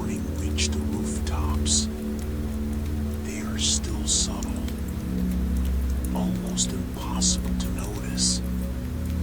Yet they are there. Tiny drops of dew rest upon the wood, upon the thatch, upon the grass, each reflecting a little of the growing light. The cottages remain silent. The villagers are still asleep. The fields still rest. The animals remain calm. There's a brief moment between night and day, a moment when both seem to exist together, neither completely dark nor completely bright, only a gentle transition, almost without boundaries. The fences draw delicate lines across the landscape. The trees slowly emerge from the mist. The well remains still in the village square. The mill continues its distant work. Everything feels connected, not by great events, but by the repetition of small details, by continuity, by routine, by the peaceful passage of time.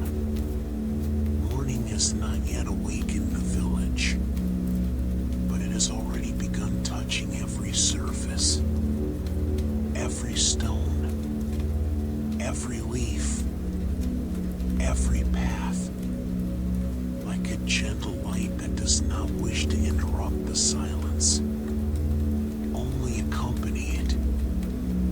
The stream receives the first golden reflections of morning. The change is gradual, almost as slow as the current itself. The surface of the water remains calm. Small ripples continue moving forward, exactly as they did during the night. Nothing has changed in their rhythm. Nothing has changed in their path. Only the light has changed, and with it, the appearance of the world. The nearby stones seem brighter. The moss seems greener. The wood of the wheel seems more golden. Details once hidden in shadow begin to appear. Without hurry, without spectacle, without any need to draw attention, nature awakens slowly, like someone opening their eyes after a deep rest. There is still silence. There is still calm. There is still room to breathe. The mill continues turning, just as it did beneath the moon, just as it did beneath the stars, just as it will beneath the sun. Its rhythm does not depend on the hour. It does not depend on the season. It does not depend on who is watching. It simply continues, steady, predictable, serene, a quiet presence among the passing days. The new day finally reaches the village, but it arrives slowly, very slowly, like everything in this place. The rooftops receive golden light. The fields receive golden light. The trees receive golden light. The mill as well. The mist begins to fade, first from the higher ground, then from the lower fields, revealing once more the roads, the fences, the hills, the familiar details of the landscape. Soon the villagers will awaken. Doors will open. Footsteps will return to the paths. Work will begin again, but not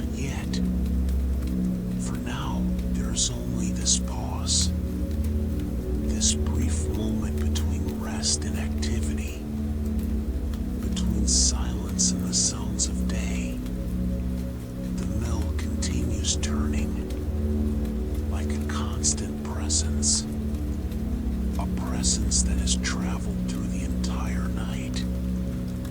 A presence that will continue through many more days. Perhaps that is why it feels so comforting. Because it never tries to be anything else. It never tries to hurry. It never tries to impress. It simply fulfills its purpose. Quietly. Simply. Steadily. And so we arrive at the end of this peaceful night. The night of the stone mill. The night of the stream. The night of the small medieval village. For hours we have followed simple movements. The flowing water. The turning wheel. The slowly shifting shadows. The stars crossing the sky. Nothing extraordinary happened. Nothing needed to happen. Because some of the most peaceful stories are made from exactly that. Repetition. Routine. Small things that remain constant. The mill remains there. Just as it was before we arrived. Just as it will remain after we leave. The water will continue along its path. The fields will continue changing with the seasons. The villagers will continue waking and resting. Day after day. Year after year. And now you can allow your thoughts to slow down. There is nothing more to follow. Nothing more to observe. The night has fulfilled its purpose. The mill has fulfilled its own. And perhaps now it is time to rest as well. To let the sounds drift away. To let the images become distant. To let the mind grow lighter. More peaceful. More quiet. And simply continue, slowly, peacefully, towards sleep. Welcome to the Hall of Stone and Ancient Timber. Outside, the winter wind blows through the mountain crevices, but inside, the air is thick, calm, and warm. In the exact center of this 20-meter-long space, a stone hearth holds a low, steady flame. The dry oak logs burn slowly, releasing an even heat that rises toward the dark beams of the ceiling. Each beam was cut by hand, measuring precisely 30 centimeters wide. The floor is made of packed earth, covered by a thick layer of dry straw and reeds harvested in late autumn. This natural insulation keeps the cold of the ground far away. On the side walls, 32 circular wooden shields hang at perfectly equal intervals. They do not move. They merely rest under the dim light of the embers. Lie back, breathe slowly, feel the comforting weight of this ancient shelter. There is nothing to do but listen to the gentle crackle of the fire. Let us observe the structure of the central hearth. It is composed of 42 gray river stones. Each stone was selected for its rounded shape and carefully laid in a perfect circle. The total diameter of the hearth measures exactly 1.5 meters. At the bottom, a layer of accumulated gray ash acts as a soft bed for the charcoal. This ash retains heat for many hours, even after the main flames subside. 3 thick birch logs are arranged in a triangular pattern. The birchwood burns with a thin white smoke, rising in a straight line toward the ventilation opening in the roof. The movement of the smoke is predictable and constant. It rises, floats, and disappears into the dark air above. The heat spreads in invisible circular waves. It reaches your feet, your hands, and wraps your entire body in a sense of absolute safety. Time moves imperceptibly in this isolated space. Looking closer at the timber walls, we see the rows of shields. Each shield is 90 centimeters in diameter, made of large planks joined by tanned leather strips on the back. In the center of each, a rounded iron boss reflects a single point of amber light from the heart. The paint on the shields has faded into muted tones of gray, ochre, and dark blue. They are securely fixed by hand-forged iron nails, driven deep into the support planks of the hall. There is no wind inside to move them. They remain perfectly static hour after hour. The visual repetition of these wooden circles along the wall creates a sense of order and symmetry. Your gaze can follow from one shield to the next, and to the next, continuously and without haste. Each one represents rest after completed work. Their stillness is contagious. Your eyelids begin to mimic this immobility, heavy and calm. In the western corner of the Great Hall, behind the main pillars, lies the storage area for the winter provisions. Large woven wicker baskets are filled to the brim with barley and rye grains. The aroma of the dry grain is light and earthy, filling the air with a sense of abundance and stability. Next to the baskets, 12 oak barrels hold water and mead, sealed with natural beeswax for preservation. Each barrel was weighed and catalogued at the end of the harvest. Linen sacks containing dried thyme, sage, and chamomile flowers hang from the secondary beams, releasing a very subtle herbal scent with every passing breath of air. Everything is organized in a logical and efficient manner. There is no scarcity. There are no worries about tomorrow. The supplies are secure and sufficient for the cold months ahead. This certainty brings a deep tranquility, allowing the mind to rest with no lingering tasks. Near the back wall rests an ancient vertical loom made of dark wood. It stands motionless in the twilight. The vertical threads of dense, hand-spun wool are stretched from top to bottom, kept perfectly straight by the weight of 30 smooth loom stones tied to the lower end. These stones, collected from the coastal shore, are identical in size and weight. The fabric being produced displays a simple geometric pattern of alternating gray and beige lines. The polished bone shuttle rests on the wooden support, exactly where the work stopped in the late afternoon. The silent loom tells the story of a slow process, advancing millimeter by millimeter, without haste. Each thread inserted is a second passing gently. Looking at the static structure of the loom induces a state of rhythmic patience. The mind follows the straight line of the threads, descending softly, relaxing every muscle as the body surrenders to rest. Along the northern wall, a workbench made of a single solid oak log rests in the dim light. Its surface is 10 centimeters thick and displays the smooth marks of old planes. On the table, 7 hand-forged iron tools are arranged in a perfectly straight line. A gouge, a wide chisel, a hand plane, and 4 handmade auger bits. Each tool is clean, wiped with linseed oil to prevent rust during the damp winter. Small, curved wood shavings cover the floor around the base of the workbench, releasing a sweet aroma of fresh pine resin. The day's work was completed with millimeter precision.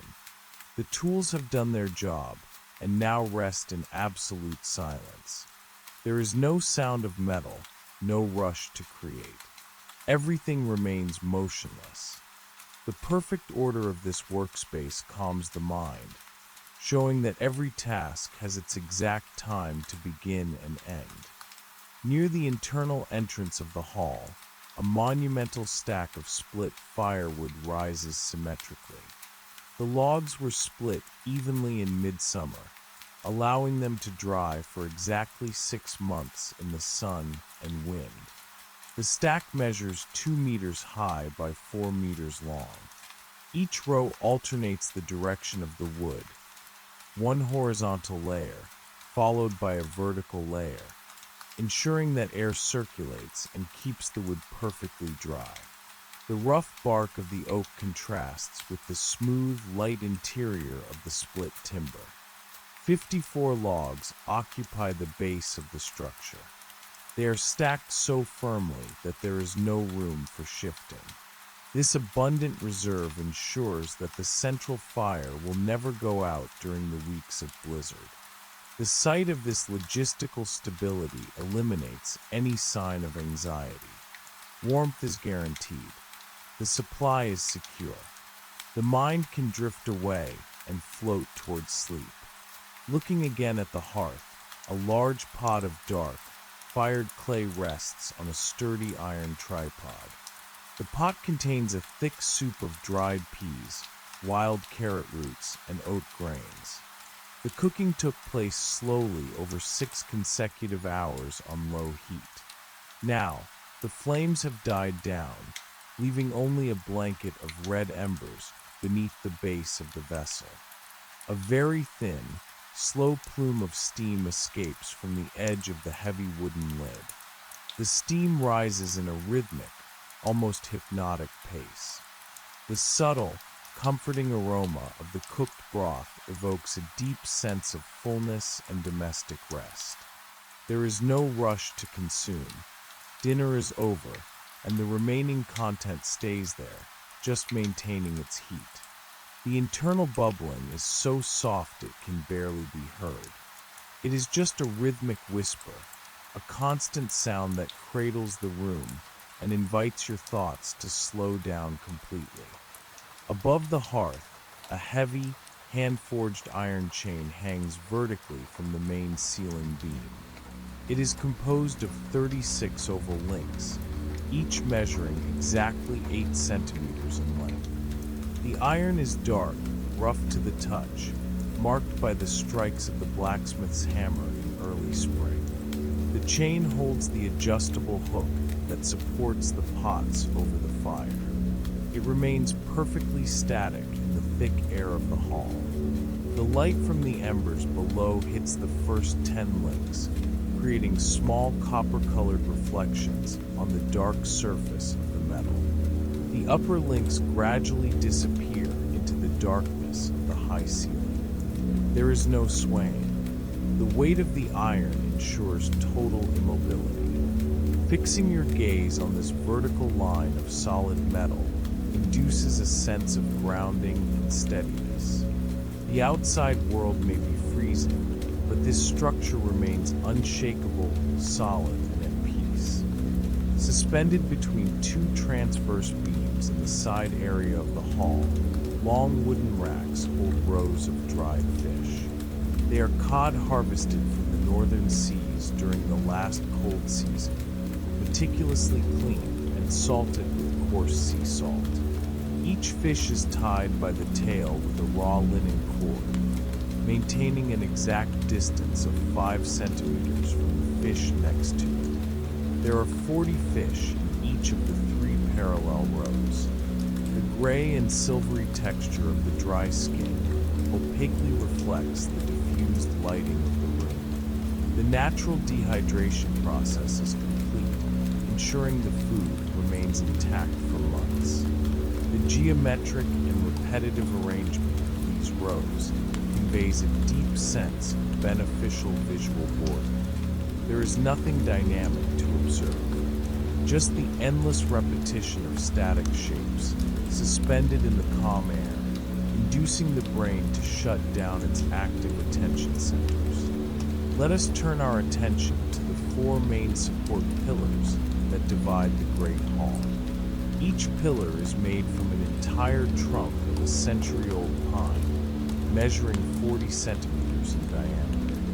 The dark wood was treated with protective resin, giving it a subtle, satin sheen under the dim light. Simple geometric carvings were made by hand on the upper part of each column, displaying alternating straight lines that intersect every 10 centimeters. These carvings do not tell stories of battles. They are merely rhythmic patterns that repeat identically on every pillar. The solidity of these columns conveys an absolute sense of permanence. They have supported the massive weight of the peak roof for over 30 years without moving a single millimeter. The total immobility of the raw wood invites your mind to find the same state of solid, unshakable rest.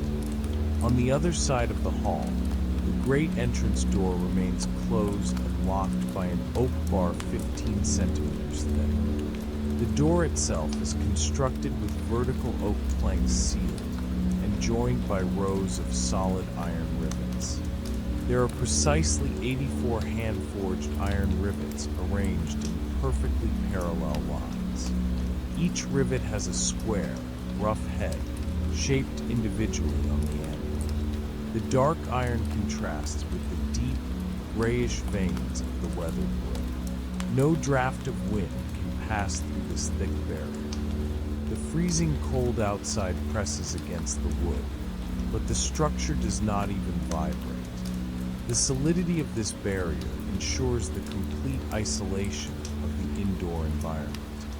Everything that exists beyond this door is distant, irrelevant, and disconnected from you. You are safe, protected by tons of wood and iron that bar the outside world.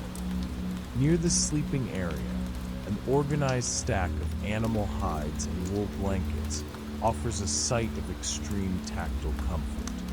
At the top, 3 thick sheepskins display a raw wool color, ranging from off-white to light gray. Beneath them, 5 perfectly tanned deer hides are folded and aligned by the edges. Each master tanner used animal fat and birch smoke to ensure the leather remains soft and waterproof over the years. The combined thickness of this stack reaches 60 centimeters of pure thermal insulation. The warmth emanating from these textures is static and welcoming. There is no movement in the fibers, just a heavy softness waiting to cover and warm anyone seeking rest. Looking at the softness and weight of these layers makes your own body feel progressively heavier, sinking gently into the surface where you rest. Looking down, we observe the stillness of the great hall's floor. The packed earth was mixed with fine clay many decades ago, creating a base as hard as rock. Over this base, an even layer of dry reeds and wheat straw was scattered from end to end. The reeds were cut into uniform lengths of 30 centimeters and arranged in the same direction, creating parallel lines that cover the entire expanse of the ground. The matte, golden color of the dry straw reflects the amber light from the hearth in a homogeneous way. When someone walks on this surface, the reeds release a dry, muffled crackle, but now no one walks. The floor is in complete silence. The natural dust has completely settled beneath the straw. The visual monotony of these thousands of golden stalks, arranged in perfect order, acts as a balm for the eyes, emptying the mind of any unnecessary stimulus.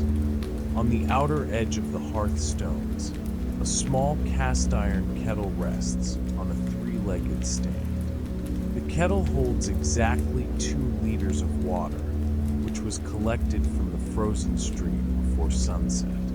The water was boiled with crushed pine needles, and now the active boiling process has ceased.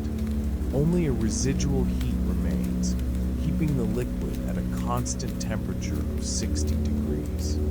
From the narrow spout of the kettle, an almost invisible wisp of steam escapes every few seconds, dissipating before even rising a hand span into the air. The black metal of the kettle has absorbed the soot from the fire, making its surface completely matte and free of shiny reflections. The kettle fulfills its passive function of retaining heat, without haste, without noise. The rhythm of the steam is slow and predictable. Your body matches the stillness, relaxing your breath and allowing sleep to come naturally. On a side shelf of dark timber rests a stack of handmade birch bowls. There are exactly 12 bowls piled in decreasing order of size, with the largest at the base and the smallest at the top.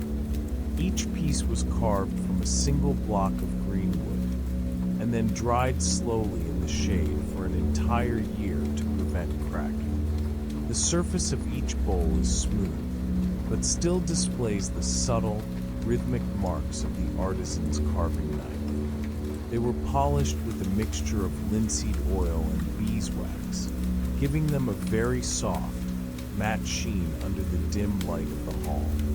Not a single bowl is out of place. They fulfilled their utilitarian function during the afternoon meal, were washed with warm water, and now rest in perfect spatial order. The immobility and simplicity of these repetitive shapes calm your gaze, helping to shut down active thoughts. Hanging from a wooden peg fixed to the wall, 3 bundles of dried willow bark remain motionless.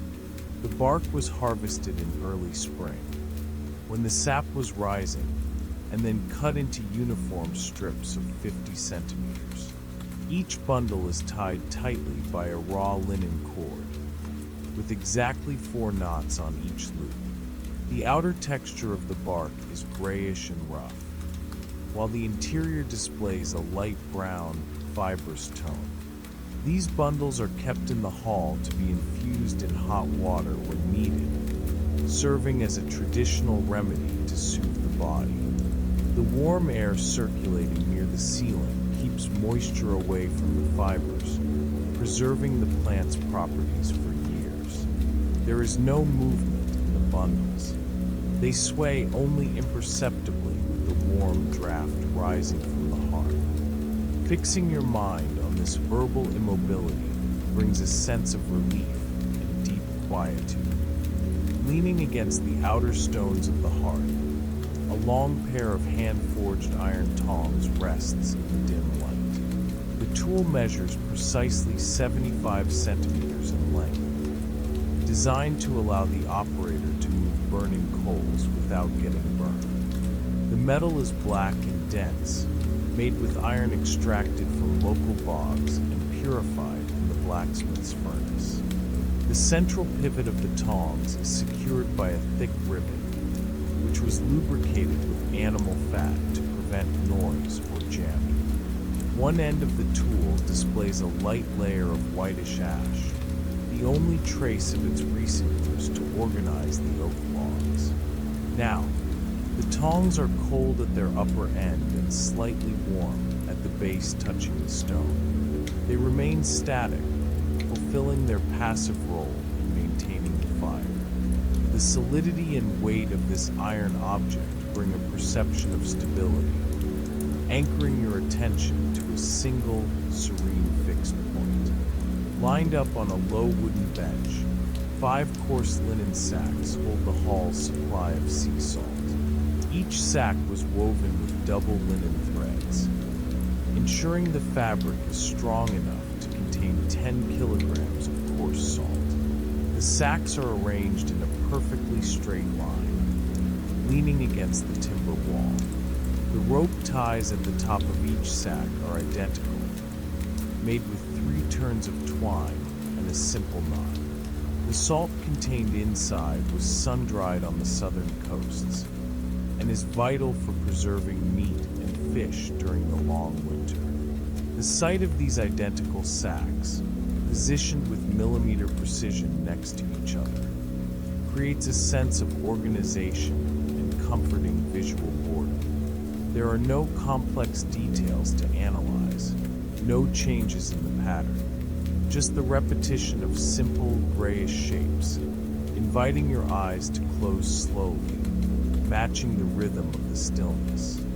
In a dark niche on the back wall, a small soapstone lamp rests on a wooden ledge. The lamp was carved from a gray soapstone, with a simple oval shape measuring 15 centimeters. The interior of the lamp is filled with melted sheep tallow, which acts as the fuel for burning. A small wick made of dry moss floats in the fat, sustaining a very small, rounded yellow flame. The light emitted by this lamp is dim, illuminating only a radius of 30 centimeters around it. The flame does not flicker, as the air in this corner of the hall is perfectly stagnant. The consumption of the tallow occurs extremely slowly, taking about 8 hours to empty the small stone reservoir.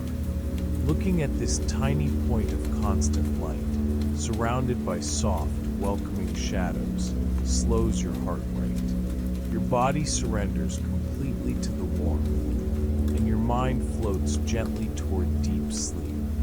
Raising your eyes toward the secondary transverse beams, we observe horizontal rows of dried herbs hanging upside down. These are bunches of wild mint, elderflowers, and plantain leaves, harvested in the valleys during the final weeks of summer.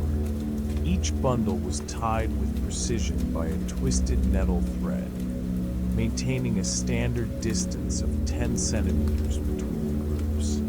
The warm, dry air of the hall, floating constantly near the ceiling, has removed all moisture from the leaves, preserving their matte olive green color and brittle texture. There is no movement in these botanical rows. They remain static, releasing an almost imperceptible herbal aroma that blends with the scent of burning wood. The continuous repetition of these hanging shapes creates a symmetrical and calm visual ceiling. Your mind follows these parallel lines, emptying itself of any dynamic thought, preparing for complete rest. In the southeast corner of the hall, seated on 2 wooden beams to prevent dampness from the floor, stands a large storage chest. The chest was constructed with thick planks of Scots pine, measuring 1 meter and 20 centimeters in length by 60 centimeters in height. The top lid is slightly arched, designed to shed any drop of condensation that might fall from the ceiling. On the front face, simple linear carvings form 3 perfectly centered concentric rectangles. In the middle, a rectangular hand-forged iron lock keeps the chest sealed. The iron is dark, polished only at the corners from use over generations.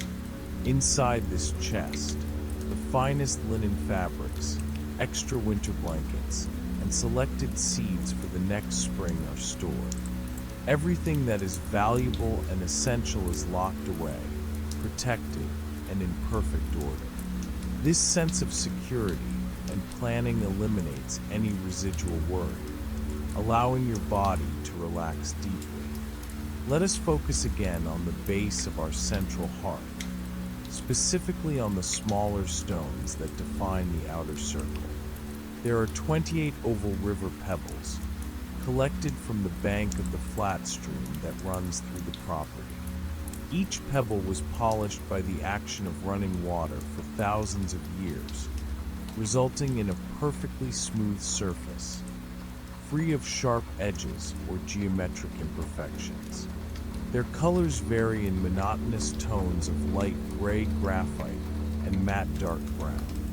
They absorb the heat from the neighboring embers gradually, retaining this thermal energy and radiating it back into the room in a steady flow. There is no change in the position of these stones. They remain there, lined up side by side, forming a motionless barrier that keeps the charcoal in its proper place. The visual regularity of these stone circles calms brain activity, inducing a state of static patience, where time seems to stand still. The central fire has reached its calmest and most predictable phase. The large oak logs have transformed completely dense embers, covered by a thin, even layer of whitish ash.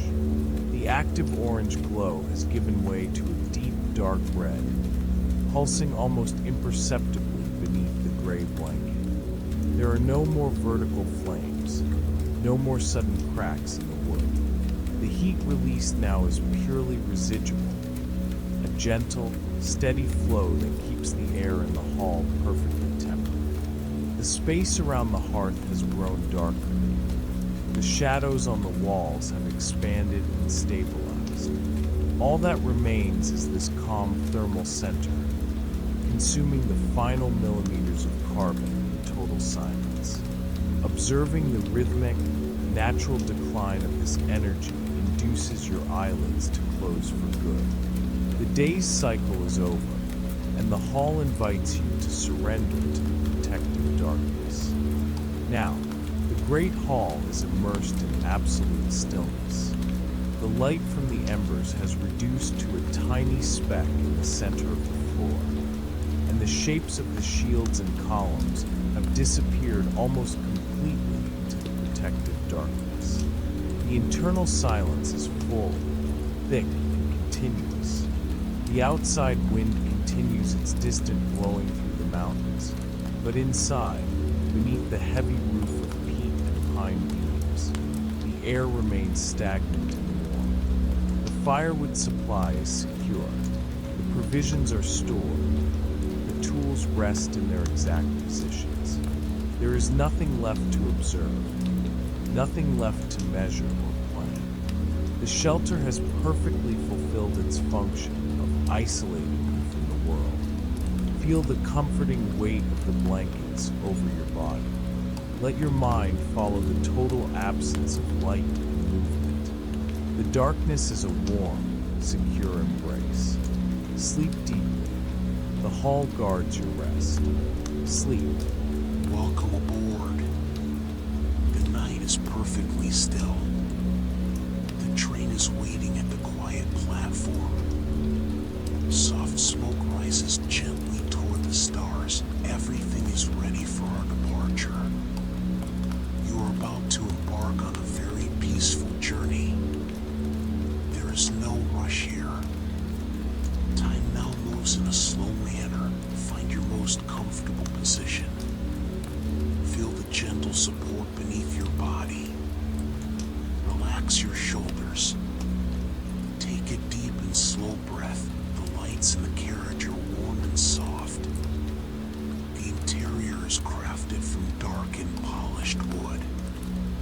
The velvet on the seats is soft to the touch. Leave all worries of the day behind. This space is safe and entirely peaceful. We are going to travel through time and space. Just listen to the sound of the engine waking up slowly. You step into your private compartment. The space measures exactly 2 meters in width. It is perfectly symmetrical and welcoming. A small brass lamp is lit upon the table. It casts a golden and steady glow. The walls are paneled in dark mahogany. The faint scent of beeswax and old wood is in the air. On the table, there is an antique pocket watch. It marks the hours with precision. The sound of the ticking is soft. It blends with the initial rhythm of the train wheels. The train begins to move. The motion is almost unnoticeable. It is a gentle and continuous rocking. The station platform begins to slide backward. The lights of the city slowly fade away. You are safe inside your haven. The outside world begins to disappear into the darkness. The train gains a steady and moderate speed. The steel wheels meet the joints of the tracks. The sound is repetitive and predictable. Click-clack. Click-clack. This exact rhythm repeats every few seconds. It is a constant cadence that calms the mind. There are no variations in the sound. It is a purely mechanical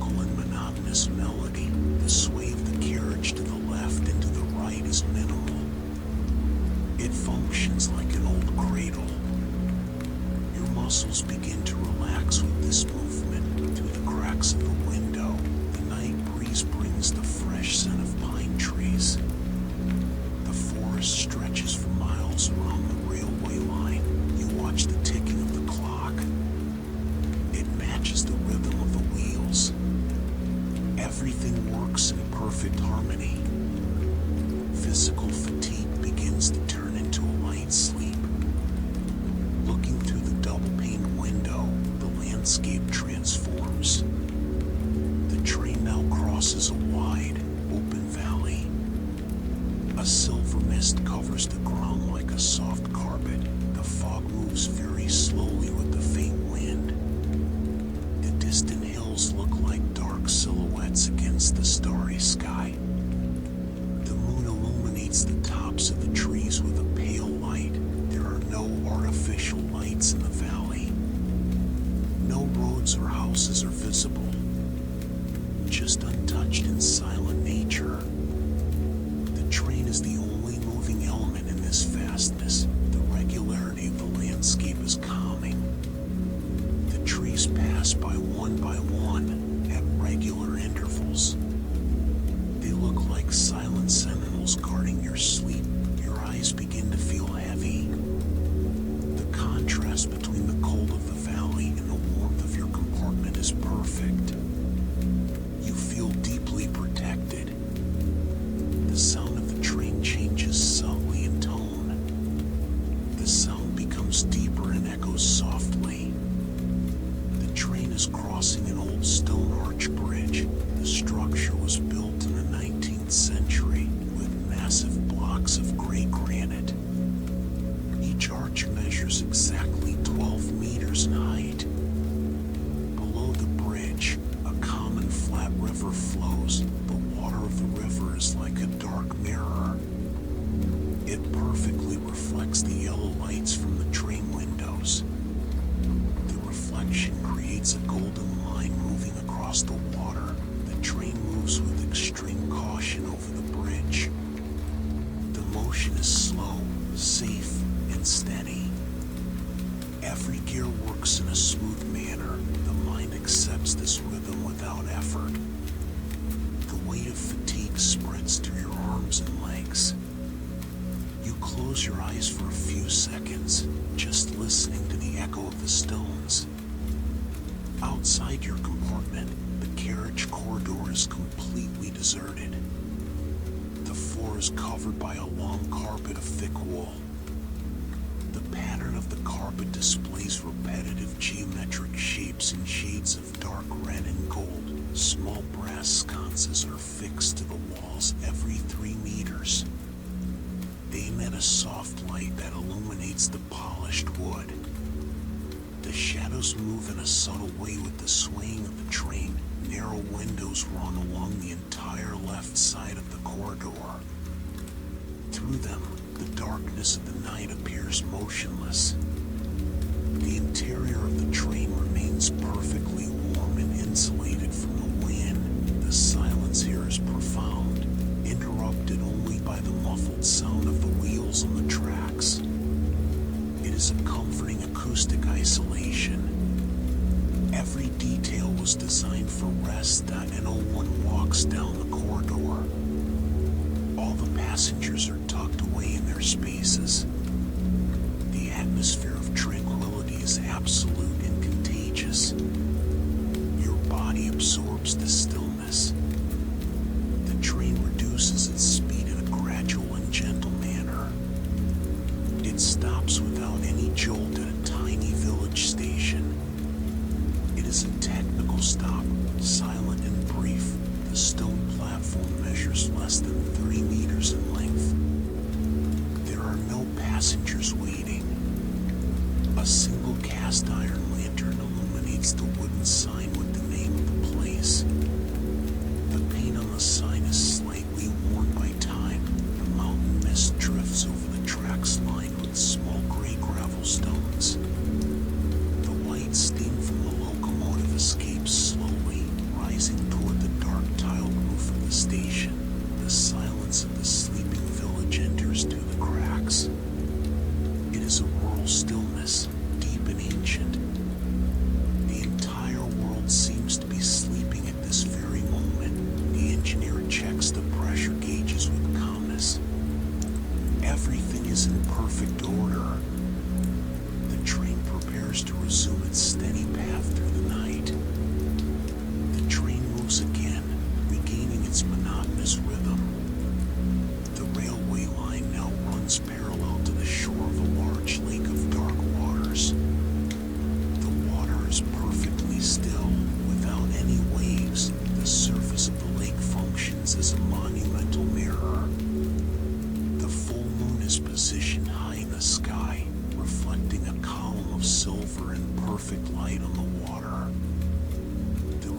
action follows the motion of the train. The silhouettes of the trees on the opposite shore look hand-painted against the horizon. The sound of the wheels gains a soft echo due to the proximity of the water. Click-clack. Click-clack. The regularity of this sound functions like a countdown to sleep. Each beat drifts active thoughts away from your mind. The mind becomes as flat and calm as the lake. Your eyes follow the golden line of the windows reflected in the water. The rhythm is steady. The swaying is safe. Rest is closer and closer. The train makes a gentle and long curve to the left. Looking through the compartment window, it is possible to see the front part of the black iron locomotive. It moves forward with strength and stability. Large clouds of white steam are expelled from the chimney at regular intervals. The steam rises into the cold night air and dissipates slowly among the bright stars. It is a purely mechanical and predictable process. The warm light from the engineer's cabin casts an orange glow on the trees near the tracks. The coal feeding the boiler burns in a steady way, maintaining the ideal temperature of the engine. Everything works according to the laws of physics and engineering. There are no unexpected events. The engineer monitors the bronze dials with total tranquility. You lean back against the soft velvet seat. The motion of the curve is gentle and enfolds your body. The feeling of safety is complete and comforting. Further down the train, the dining car is bathed in a cozy twilight. The dinner service ended many hours ago. The square tables are covered with perfectly ironed white linen tablecloths. On each table, there is a symmetrical arrangement of silver cutlery and cut crystal glasses. A small porcelain vase holds a dried flower.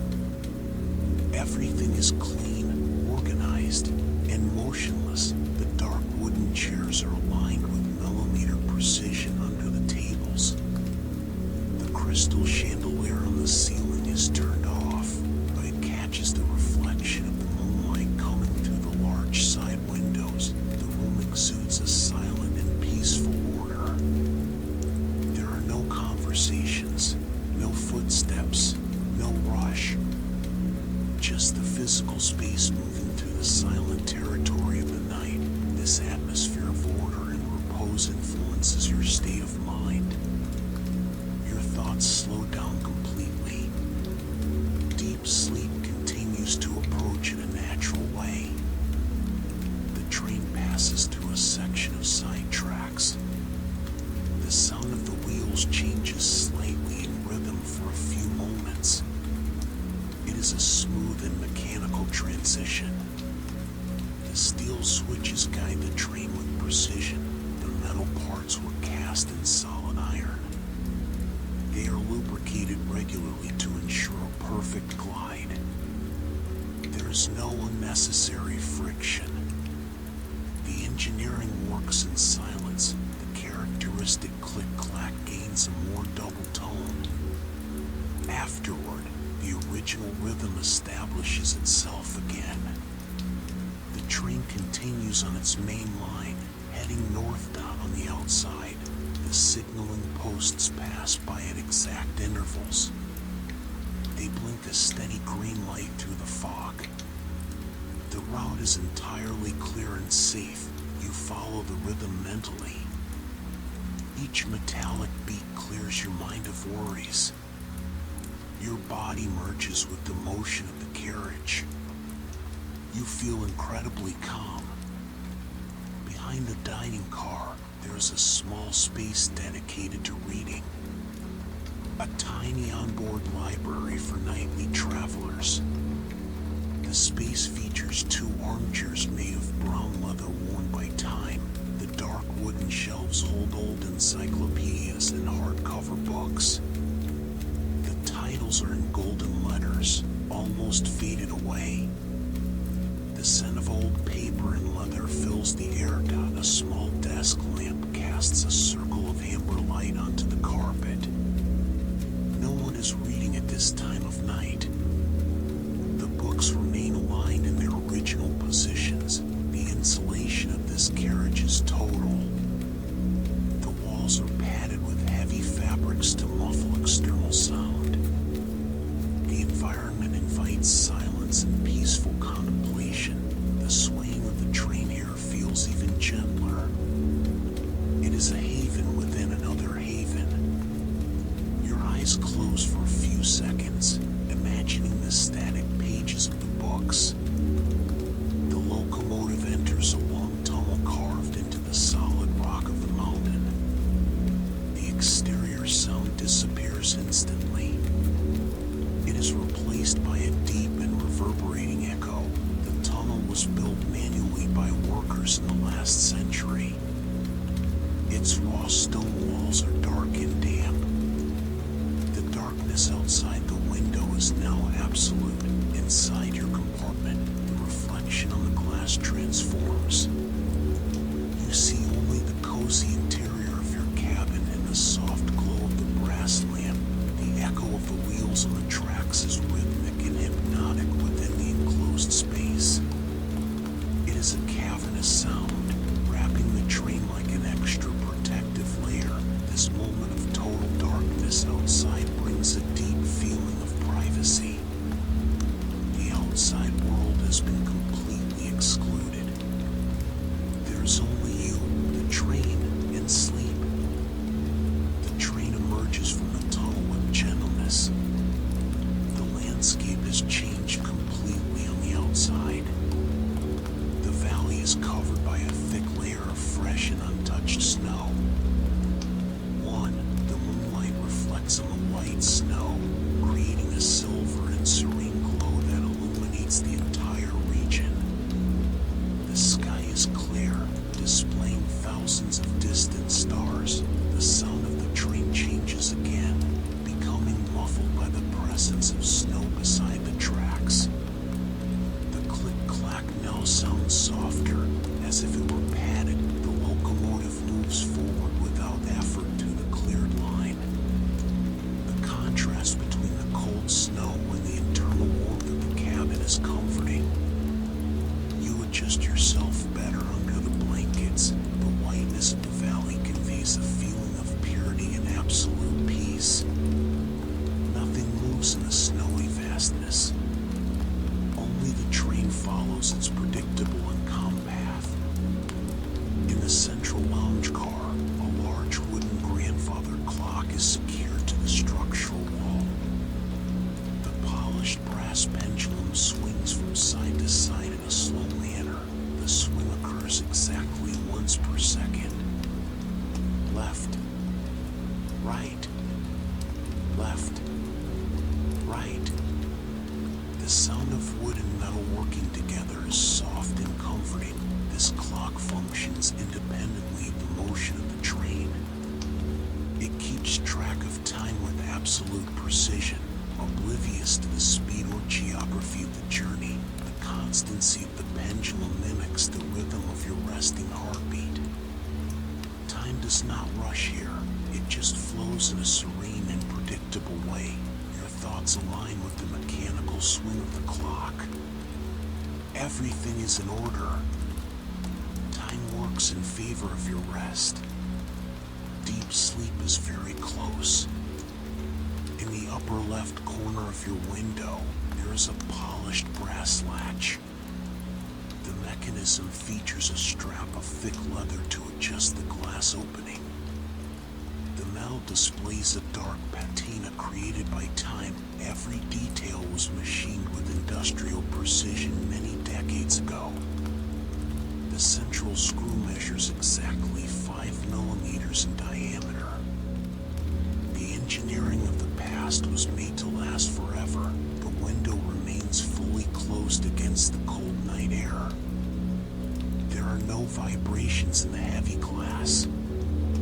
The acoustic insulation creates a perfect and safe microclimate inside the compartment. The stability of these small objects conveys conveys a sense of structural order. Everything in the carriage occupies its correct place for a logical reason. The physical world is stable and predictable. You rest your head on a soft feather pillow. Your gaze gets lost in the geometric shapes of the metal latch. Your eyes feel heavy, responding to the monotony of the environment. Parallel to the train tracks, a line of old telegraph poles stretches through the darkness. The poles are made of dark, treated wood. They pass by the window at perfectly regular intervals. The copper wires connect distant cities that are already fast asleep. They rise and fall in a constant mathematical curve between each pole.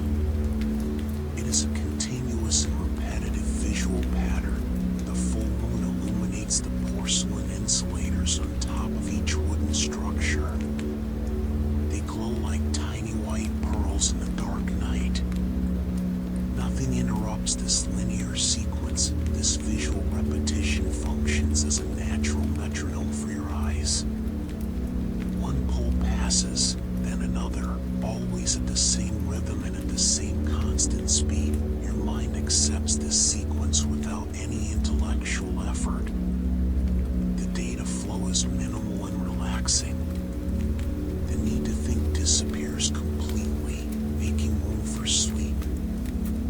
Beneath the upholstered seat, the cast iron radiator heater emits a gentle and steady warmth. The radiator operates using steam generated by the locomotive itself at the front of the train. The system of metal pipes distributes the temperature evenly throughout the compartment. The air temperature remains fixed at exactly 21 degrees Celsius. The dark iron features subtle marks from the original casting. The heat produces no noise or popping, just an invisible flow of cozy air wrapping around your legs and feet. This thermal sensation of protection is fundamental for deep muscle relaxation. The body understands that the environment is entirely safe and controlled against the winter outside. You pull the heavy wool blanket up to your chin. The physical comfort is absolute. The mind surrenders to the pleasant inertia created by the continuous heat. The snowy valley is left behind as the train enters an old oak forest. The centennial trees have thick trunks and twisted branches that partially cover the starry sky. The moonbeams filter through the dry branches, creating long and static shadows on the snow beside the tracks. The scenery is one of peaceful and solemn immobility. The sound of the wheels on the tracks acquires a more muffled and deep tone due to the density of the surrounding vegetation. The click-clack resonates like a slow heartbeat in the darkness. The locomotive moves forward with its usual mechanical authority, clearing its way without rush among the static nature. There are no other sounds in the forest, just the calm passage of the train. The stability of the route brings peace. The path has been traveled thousands of times before, always with the same safety and chronometric precision. You close your eyes, trusting the journey. At the far end of the very last carriage of the train, a single cast iron lantern hangs on the exterior wall. It emits a steady and soft red light that illuminates the tracks left behind. The polished steel rails gleam under the moonlight, stretching in two perfect parallel lines toward the invisible horizon. The train leaves behind the path already traveled. The lantern sways minimally in a rhythmic way, following the oscillatory motion of the carriage. It is a subtle pendular movement that marks the steady progress of our travel through time. The distance between the train and the start of the journey increases every second in a gentle and inevitable manner. The immediate past dissolves into the dark mist of the deep mountain. All that matters now is the present moment and the continuous movement toward repose.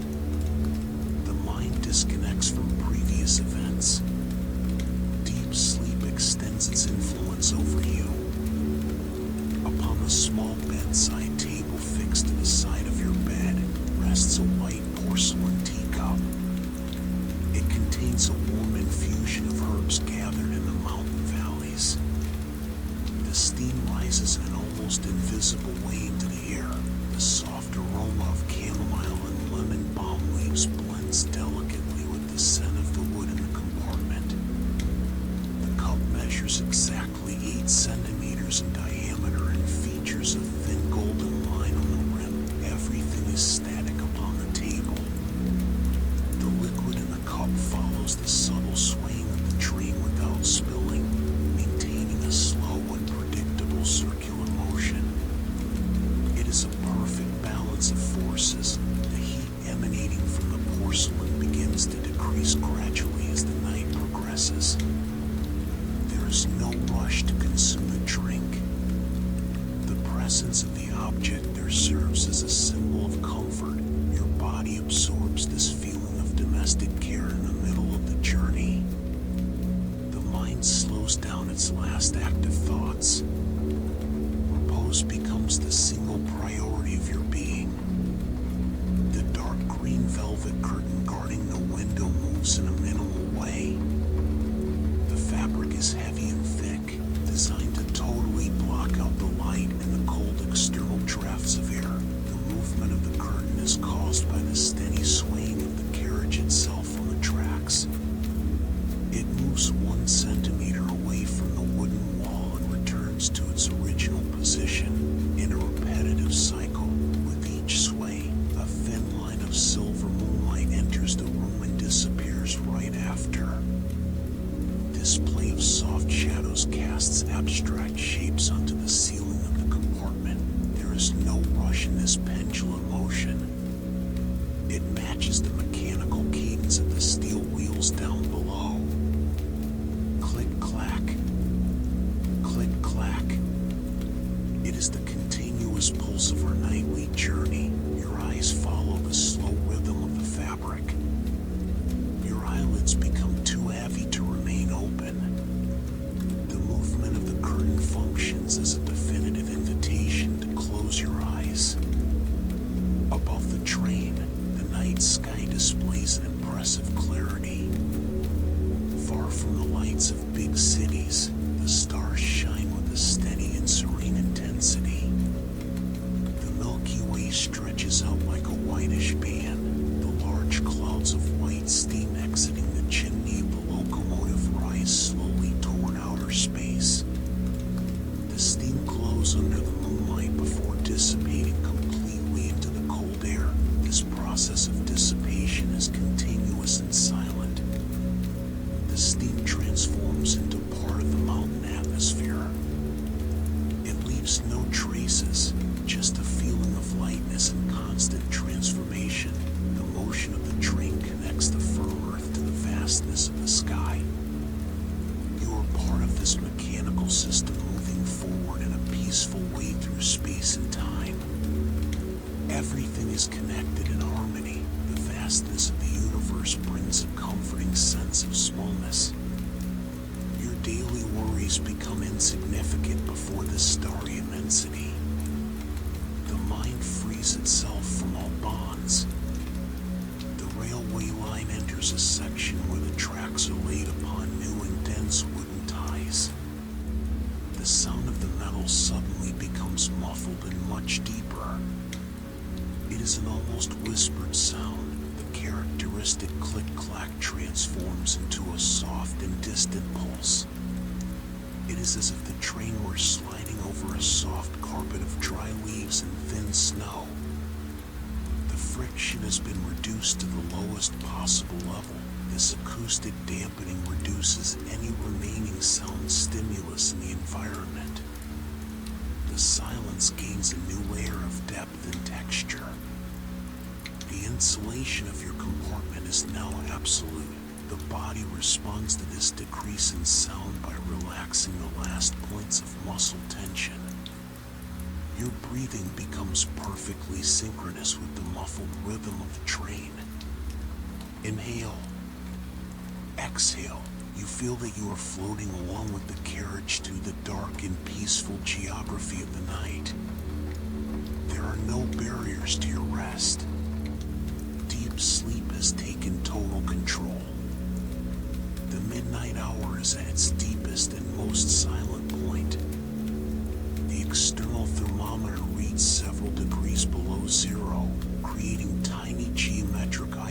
crystals on the outer edges of the window glass inside the compartment.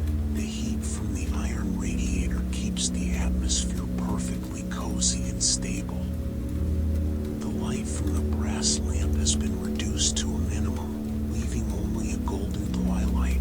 The train continues moving forward in a linear and predictable way across the sleeping continent. It will not stop anytime soon. The journey will proceed safely for many, many hours until dawn. You do not need to monitor the path. You do not need to worry about the destination. The engineer takes care of the controls. The tracks guide the route. The physical world takes care of everything for you. Let yourself go completely into the eternal and hypnotic swaying of the carriage. Turn off the last lights of the mind. Surrender to the definitive rest. Sleep deeply. Sleep in peace. Welcome to this slow journey across the quiet sands of Giza. Tonight, there is nothing you need to do. Nothing you need to solve. Nowhere you need to be. For now, there is only the gentle movement of time. Ahead of us stretches the broad Egyptian plateau. The sun is beginning its gradual descent toward the horizon. Golden light settles softly across the sand. In the distance stands a structure that is still unfinished. It is not simply a pyramid. It is the result of thousands of repeated days, thousands of small tasks, thousands of familiar motions, thousands of stones moved slowly into place. The air is dry. A steady breeze drifts across the desert. There is no hurry. The workers follow a simple rhythm. Pull. Pause. Breathe. Pull again. The hemp ropes tighten slowly. Wooden sleds slide over carefully prepared sand. Each stone moves only a few inches at a time. No one seems concerned about speed. The project has been planned to last for decades. The builders understand something we often forget today. Great works grow slowly, stone by stone, day by day, year by year. As evening gradually approaches, you can simply observe the scene. The vast desert, the fading sky, and the patient beginning of what will one day become one of the greatest structures ever built by human hands. Long before a stone reaches Giza, its journey has already begun. Along the banks of the Nile, daily life moves at an unhurried pace. The same river, the same boats, the same gentle sounds of water. Workers begin their tasks at sunrise. First, they inspect the quarry blocks. Then they check simple measurements. Length, width, height. Each surface receives careful attention. Small imperfections are removed. Tiny excess edges are trimmed away. Nothing happens quickly. Most of the day is made up of repetition. Hammer, chisel, pause, hammer again. The sounds drift softly through the warm air. The boats wait quietly near the shore, large and slow, designed to carry enormous quantities of stone. Egyptian records reveal a constant concern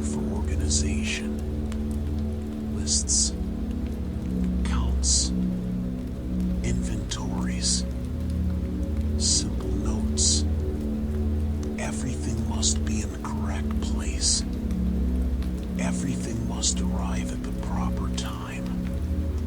Even so, nobody rushes.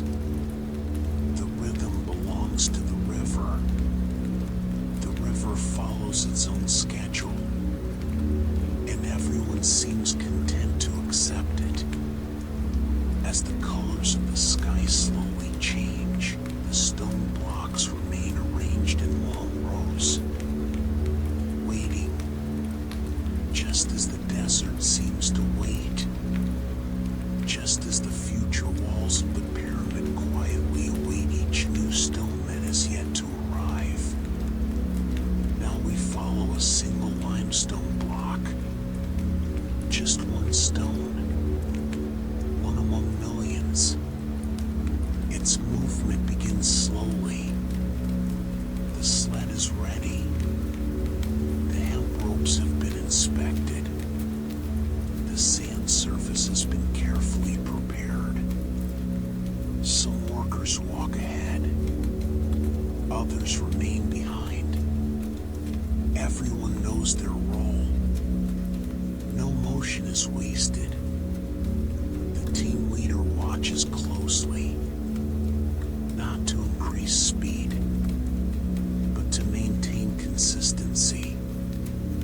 The block begins to move. A little, very little, almost imperceptibly. Feet sink gently into the sand. The ropes grow tight. Shoulders carry the weight. The most noticeable sound is not human.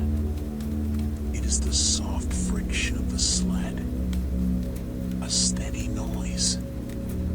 Low. Repetitive. Almost hypnotic. The wind crosses the plateau. Late afternoon sunlight catches tiny particles of dust.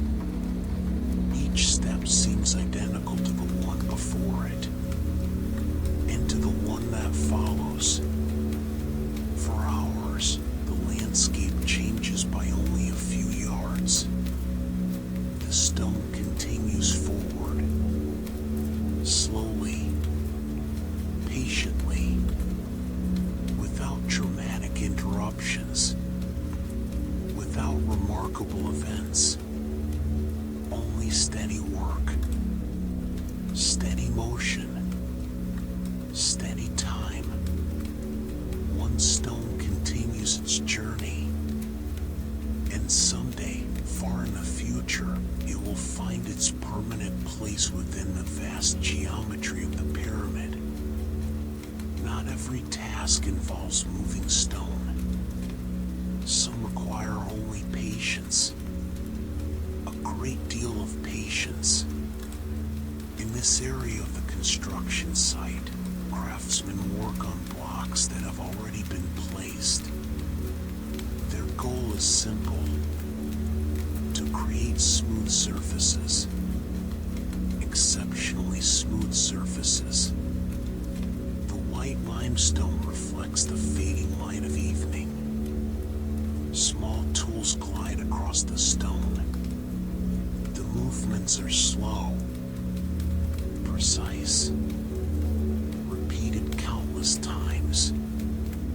A single surface may require days of attention, sometimes weeks. The craftsmen study the edges. They check alignments. They touch the stone with their hands. They feel the smallest differences. A few millimeters matter. Minor imperfections can affect the fit. So they work without haste. The dominant sounds are gentle. Scraping, fine dust, brushes, more scraping. The process seems almost endless. Yet this slowness is part of the design. The future pyramid will reflect sunlight. It will appear uniform. It will communicate stability.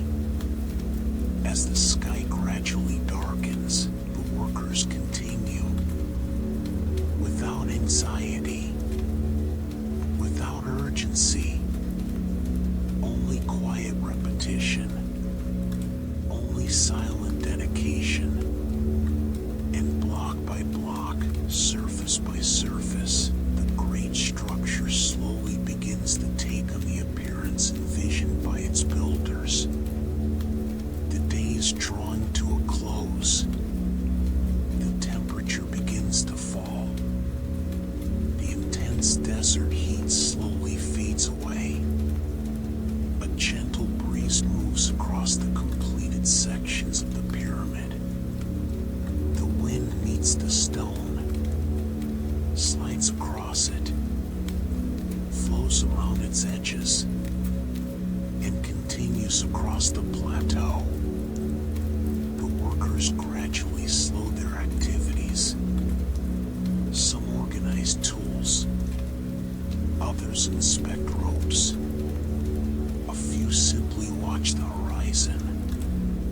The silence becomes more noticeable. The massive structure casts an ever-growing shadow. The first stars begin to appear. Slowly, one after another, the construction itself remains still. Yet time continues working. Even during the night, even when no one is pulling stones, even when the hammers are resting, each completed layer represents countless hours of labor, countless steps, countless repetitions. The wind continues to blow, creating a soft sound against the stone surfaces, almost like breathing. Slow, steady, constant. Beneath the darkening sky of ancient Egypt, the pyramid continues to grow in silence, not through grand moments, but through thousands of small moments that are nearly identical. And perhaps it is precisely that quiet repetition that makes its existence so remarkable.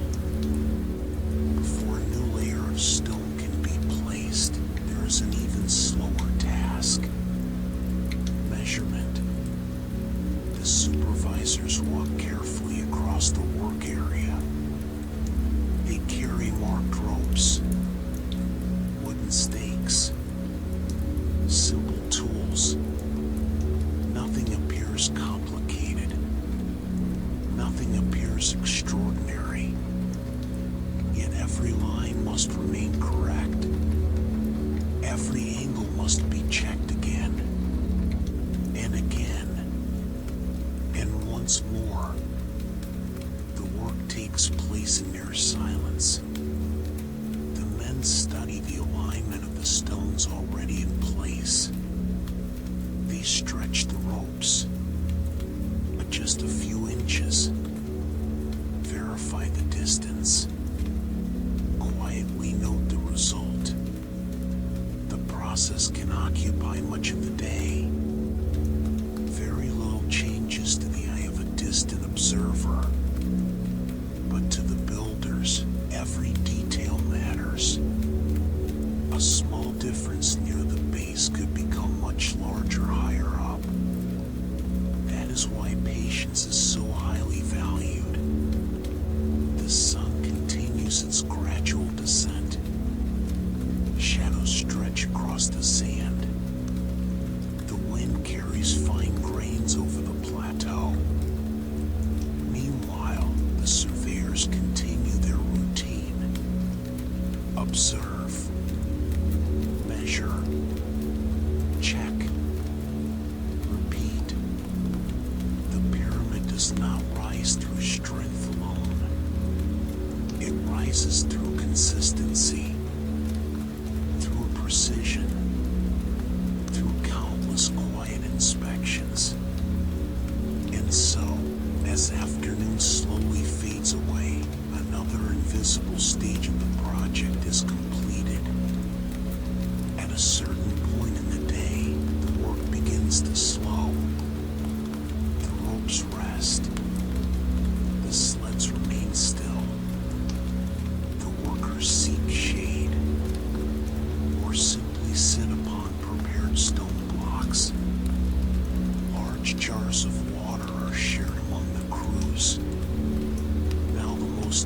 noticeable sound is the wind.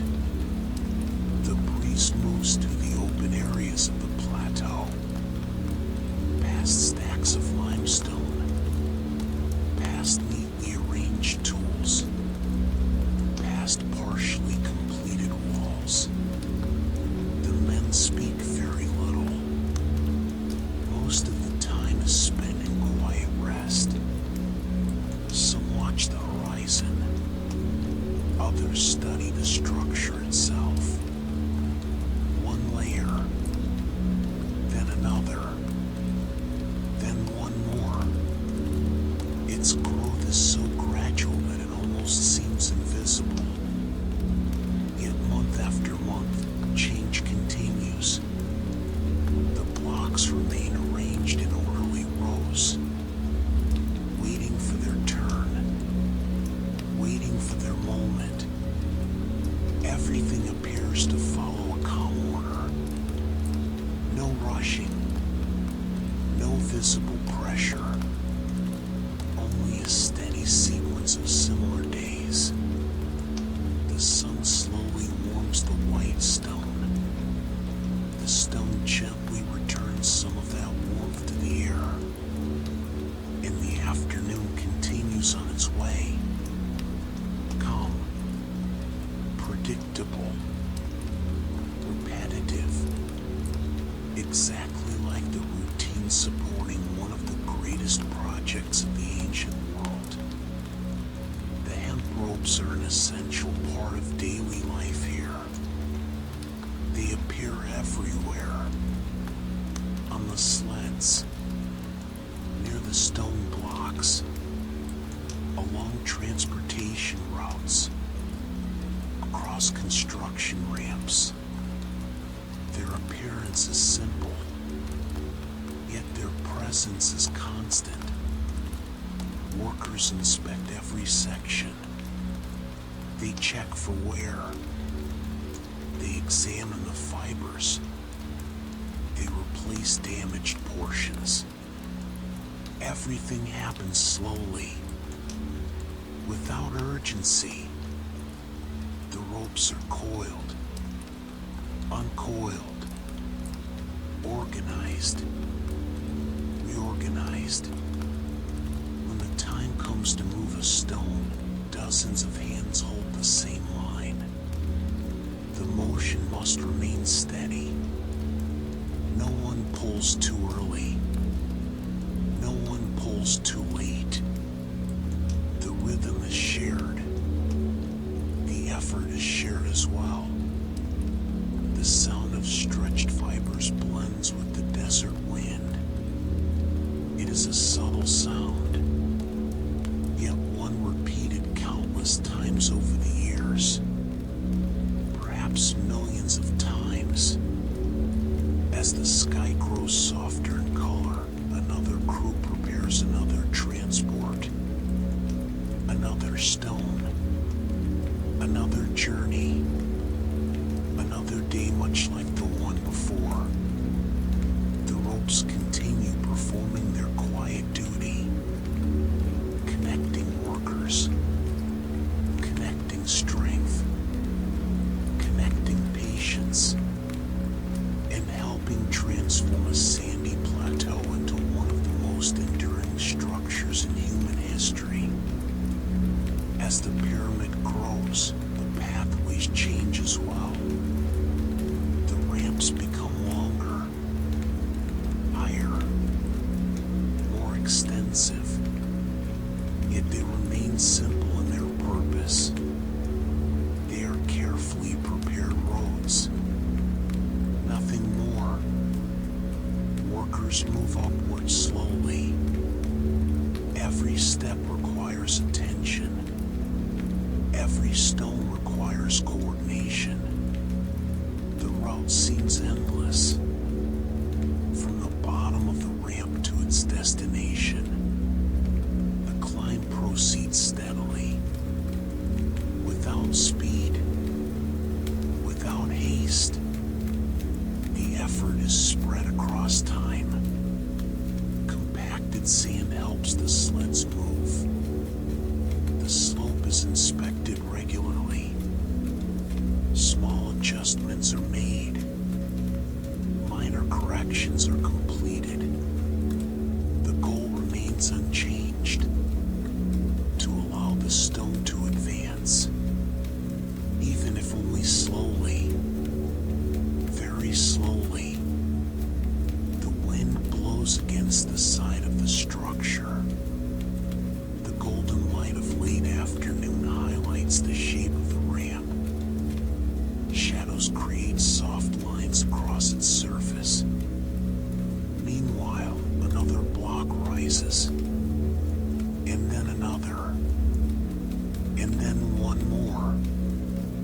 The repetition feels endless, yet it is precisely that repetition that creates progress. Step by step, layer by layer, the Great Pyramid continues its quiet ascent beneath the skies of ancient Egypt. Night returns to the plateau of Giza.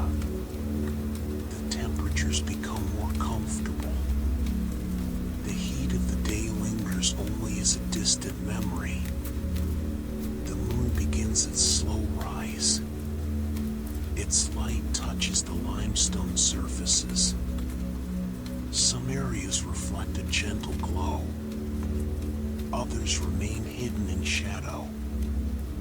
The contrast is calm, delicate, quiet. The workers finish their tasks. Tools are stored away. Ropes are neatly coiled. Work areas are organized for the following day. Everything follows a familiar order, a routine repeated countless times. The wind continues to blow across the ramps, across the stone blocks, across the walls that continue to grow. The stars multiply in the dark sky. The construction appears to sleep, but only appears to, because tomorrow the process will begin again. More measurements, more transportation, more polishing, more alignments, the same gestures, the same sounds, the same slow movements. And so, beneath the peaceful light of the moon, the pyramid remains still, waiting for another sunrise, waiting for another day of patient work, waiting for another nearly invisible step forward. One of thousands that together will create something destined to endure for centuries. Beside the pyramid exists a world of waiting. Hundreds of stone blocks rest in orderly rows. Some arrived recently. Others have been waiting for days. Each one has a specific destination, but the moment has not yet come. The area feels peaceful, almost silent. Workers move slowly among the stones. They examine surfaces, check dimensions, remove tiny imperfections. Each block receives individual attention, even though it is only one among thousands. The white limestone gathers a thin layer of desert dust. The wind blows continuously, softly, steadily. In the distance, the pyramid rises layer by layer. But here among the organized stacks, time seems slower. The blocks remain motionless. The sun crosses the sky. The shadows shift gradually, and the stones continue waiting. Patience is part of construction. Not every task requires movement. Some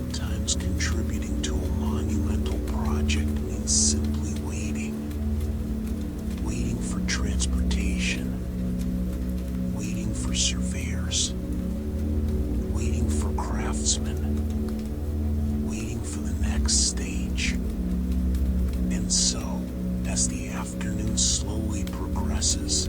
Hundreds of blocks remain arranged in perfect order, quietly prepared for the day they will ascend into the heights of the Great Pyramid. Some of the most time-consuming tasks cannot be seen from a distance. They take place between the stones, in the small spaces, in the nearly invisible joints. The craftsmen approach the blocks carefully. They study the connections, run their hands across the surfaces, feel the smallest differences, tiny rises, tiny depressions, tiny details requiring adjustment. The work is slow, exceptionally slow. Simple tools create quiet sounds, gentle scraping, light taps, more scraping. The men repeat the same motions countless times, without haste, without distraction. The goal is not speed, it is precision. Each surface must meet the next with the greatest possible consistency. Meanwhile, the sky gradually darkens. The first torches are lit. Their glow dances across the pale stone, creating soft shadows, revealing delicate textures. The wind continues to blow, blending with the peaceful sounds of work. And so the hours pass. One small correction, then another, then one more, until two blocks seem to belong together, as though they had always been joined. In certain areas of the plateau, another routine unfolds each day. The transportation of water. Large containers arrive slowly, carried by teams accustomed to repetition. The water serves an important purpose. It helps prepare the sand. A thin layer of moisture reduces resistance beneath the sleds. The process seems simple, yet it requires constant organization. First, the water is distributed. Then the surface is inspected. After that, additional amounts are applied when needed. Nothing excessive, nothing insufficient, only what is required. The workers know this task well. They perform every step naturally, just as they did yesterday, just as they will tomorrow. The sound of water mixing with sand is subtle, almost imperceptible, yet it is part of the landscape. Just like the wind, just like footsteps, just like the sliding of sleds. The sun slowly approaches the horizon. Its golden light covers the plateau. The containers continue moving. The sand continues being prepared. And the stones continue advancing. Little by little, inch by inch, in a process so steady it seems to have neither beginning nor end. Only continuity. As the pyramid rises, perspective begins to change. The higher levels offer a different view of the world. From above, the workers appear small. The sleds appear small. Even the massive stones seem smaller. The desert stretches in every direction. Silent, vast,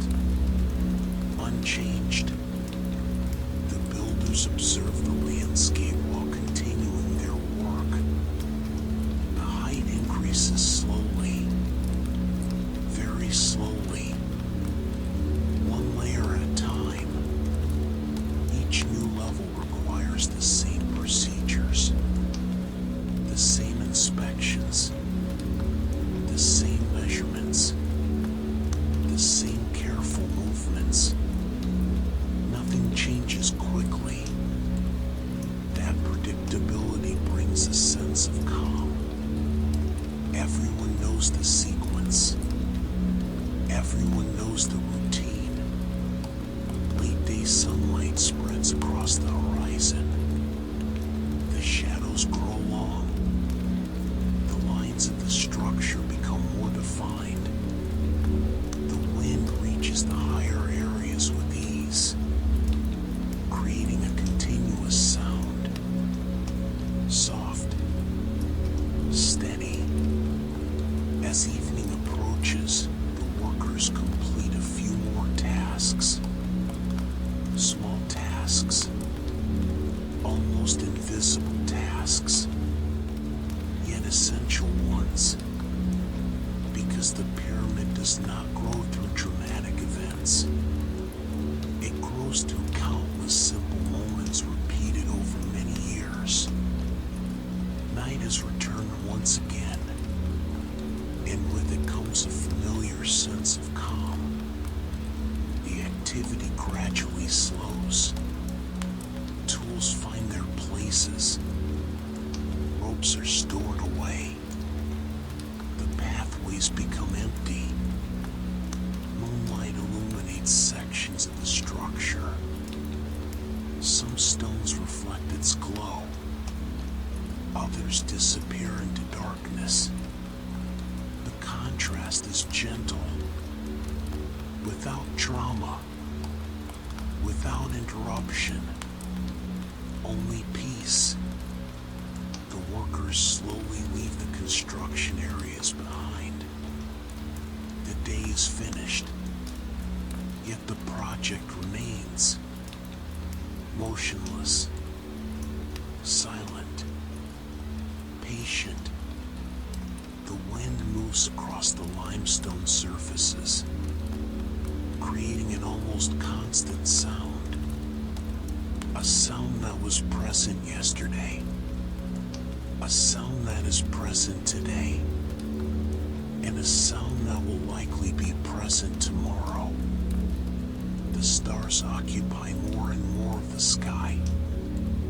The temperature continues to fall. The desert becomes more comfortable. The pyramid stands quietly beneath the night, still unfinished, yet slightly taller than before, slightly closer to its final form. And while the plateau rests beneath the stars, time continues moving forward slowly, exactly as it always has. Even before the sun fully rises, the plateau begins to awaken. Not suddenly, not noisily, but slowly, very slowly. The shadows of night still linger across parts of the landscape. The gentle light of dawn begins to touch the aligned stone blocks. The rows of limestone seem endless. Each stone occupies a carefully planned position. Nothing is out of place. Nothing has been left to chance. The workers arrive gradually. They walk calmly. They observe the work completed the day before. They review what will be done today. The routine is familiar. Comfortably familiar. The stones wait. The tools wait. The ropes wait. Even the desert seems to wait. The morning wind is cooler, lighter, quieter. As the brightness slowly increases, the first movements begin. One stone is inspected. Another is measured. Another receives minor adjustments. Nothing Nothing feels urgent. Nothing requires speed. Everything follows a predictable rhythm. The same rhythm that has guided construction for years, and will continue guiding it for many years to come. A peaceful sequence of simple tasks, repeated day after day, beneath the vast skies of ancient Egypt. Not every builder works with stone. Some work with records, with numbers, with lists, with counts. Near the storage areas, scribes carefully observe the daily movement of the project. Each delivery is recorded. Each shipment is noted. Each detail finds its place. The work appears simple, yet it occupies many hours. The scribes sit quietly. Papyrus scrolls remain neatly arranged beside them. Calculations are repeated. Verifications are repeated as well. A quantity is checked, then checked again. Consistency is important. Precision is important too. Meanwhile, construction continues around them. Sleds move slowly forward. Workers transport materials. Craftsmen adjust surfaces. Yet the scribes remain within their calm rhythm. Writing, checking, recording. One more line, then another, then one more. The sound of papyrus being handled blends with the gentle sounds of the plateau. Everything feels organized. Everything feels predictable. And this quiet organization helps support a project that will require thousands of similar days before reaching its final form. The time arrives to position another stone block. The operation begins slowly. Like all the others, the sled approaches the destination area. Workers carefully study the available space. There is no hurry. There is no improvisation. Everything follows familiar steps. First comes alignment, then positioning, then minor adjustments. The stone advances a few inches, then stops. It advances again, then stops once more. Every movement is observed. Every detail receives attention. Supervisors monitor the process, not to increase speed, but to ensure consistency. The wind moves across the structure. The sun continues its gradual descent. The shadows shift position. Meanwhile, the stone approaches its final place, inch by inch, with extraordinary patience. At last, the block settles upon the completed layer. Nothing dramatic happens. No celebration. Only continuation. Because tomorrow there will be another block.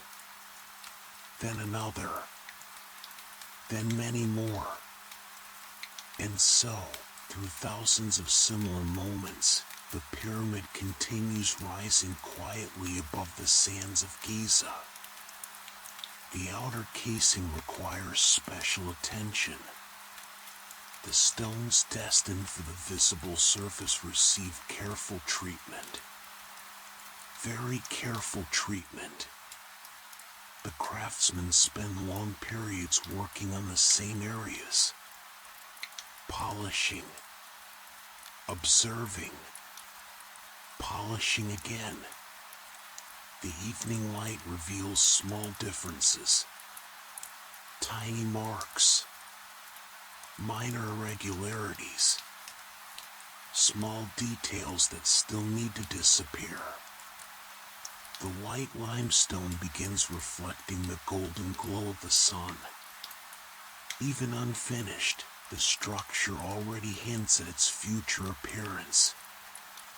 Workers run their hands across the surfaces. They feel the texture. They feel the temperature of the stone. They feel the changes created by their own work. The dominant sounds remain gentle. Brushes, delicate tools, wind, silence. The hours pass slowly, and the motions remain nearly the same. One more pass, one more adjustment, one more polishing. The process seems endless, yet nobody appears impatient. Slowness is part of the project, just as repetition is, just as care is. And as the sun gradually disappears beyond the horizon, the glow of the stones becomes softer beneath the peaceful light of evening. Another night settles across the plateau. Another night much like those before it. The dark sky stretches above the construction site. Thousands of stars shine quietly overhead. The moon illuminates part of the pyramid. The pale surfaces reflect its gentle light. The deeper areas remain in shadow. The contrast feels motionless, almost timeless. The wind travels across the stone walls, past the corners, past the ramps, past the pathways used during the day. No workers remain active. The tools are resting. The ropes are resting. The sleds are resting. Yet the structure remains, dominating the landscape. Silent, peaceful, patient. Each layer represents countless hours of repeated effort. Each stone represents a slow journey across the desert. Each surface represents days of careful attention. Now everything rests beneath the stars, waiting for the next sunrise, waiting for the continuation of a routine that seems endless. A routine made of small actions, small advances, small changes, which, over the years, transform stone, time, and patience into something destined to endure for millennia. A new sunrise arrives at Giza. One more among thousands. The horizon slowly begins to brighten. First come soft shades of blue. Then bands of gold appear. Soon sunlight returns to the plateau. The workers resume their familiar positions. The ropes are uncoiled. The tools are arranged. The sleds are prepared. Nothing seems different from the day before. And that is exactly why everything works. Repetition creates stability. Stability creates progress. Another stone begins its journey up the ramp. The men walk together, step by step, without rushing. rushing. Without deviation, the block moves slowly, very slowly. The morning wind crosses the construction site. The sand remains peaceful beneath the growing light. Far away, the Nile continues its course, just as it did yesterday, just as it always has. The pyramid receives another small contribution, a contribution that is almost invisible, yet necessary, because every great structure is built from countless small actions. And on this quiet morning, another one of those actions begins its silent journey toward the summit. In the completed sections of the pyramid, another kind of work continues. Inspection. The builders carefully observe the lines of the structure, the corners, the edges, the surfaces. Everything receives attention. The men walk slowly along the finished areas. They stop, observe, continue, then observe again. The process requires patience, but patience has become a natural part of daily life. The afternoon light highlights the geometric contours of the structure. The lines appear simple, yet they were created through thousands of inspections, thousands of measurements, thousands of adjustments.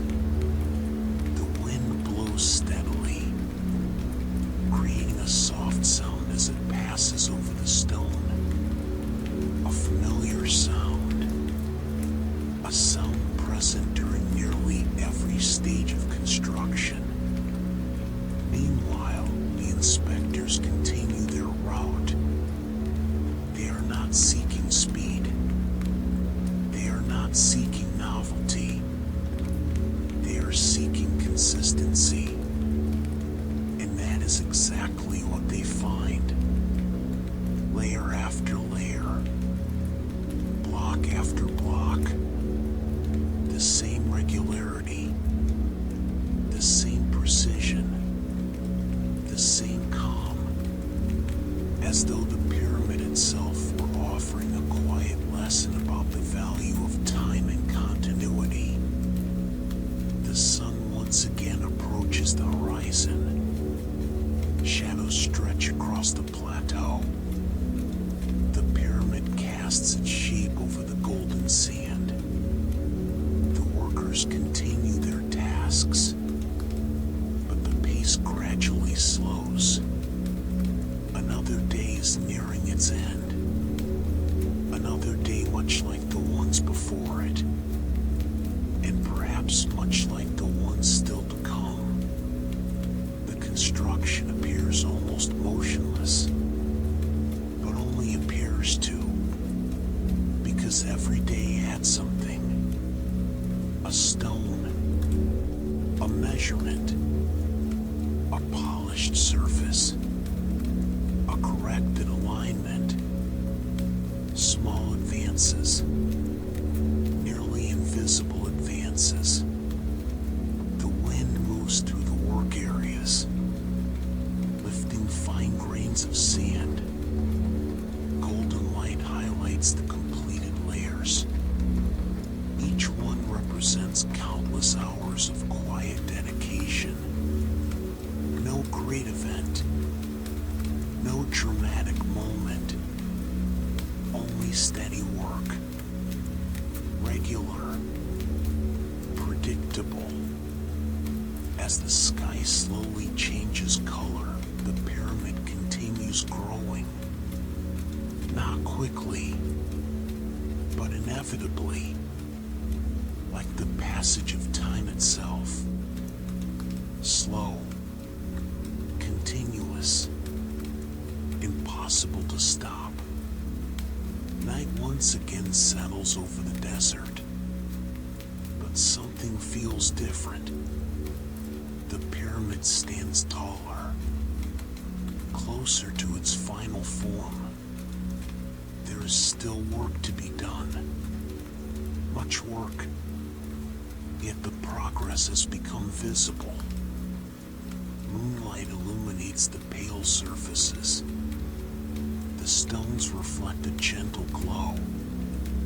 The lines of the structure stand out against the dark sky. The wind continues its familiar journey across the walls, around the corners, along the ramps. The same wind that accompanied the first stones. The same wind that will continue blowing long after the project is complete. The landscape remains peaceful, silent, serene. The stars fill the sky. The structure rests beneath their distant light. For a few moments, everything seems still, as though time itself has slowed even further. Yet it continues moving forward, always moving forward, just as the construction does, just as the seasons do, just as the Nile does. And beneath this calm night, the Great Pyramid slowly approaches the future envisioned by its builders many years before. At last, we arrive at the end of this long and peaceful journey. Before us stands the Great Pyramid, complete, silent, motionless. Yet its story is not made of grand moments. It is made of repetition, of small tasks, of similar days, of similar years. Millions of quiet actions contributed to this result. Millions of footsteps across the sand. Millions of pulls on hemp ropes. Millions of careful inspections. Now everything appears simple. A geometric form resting beneath the stars. Yet within that simplicity lies a profound story of patience. The wind continues moving across the stone, perhaps exactly as it did at the beginning of construction. Moonlight illuminates the polished surfaces. The shadows remain soft. The desert remains peaceful. And time continues on its journey. Century after century, year after year. As you observe this serene scene, you can imagine the silence of the Egyptian night, the distant sound of the wind, the calm of the stone, the stability of something built slowly, very slowly.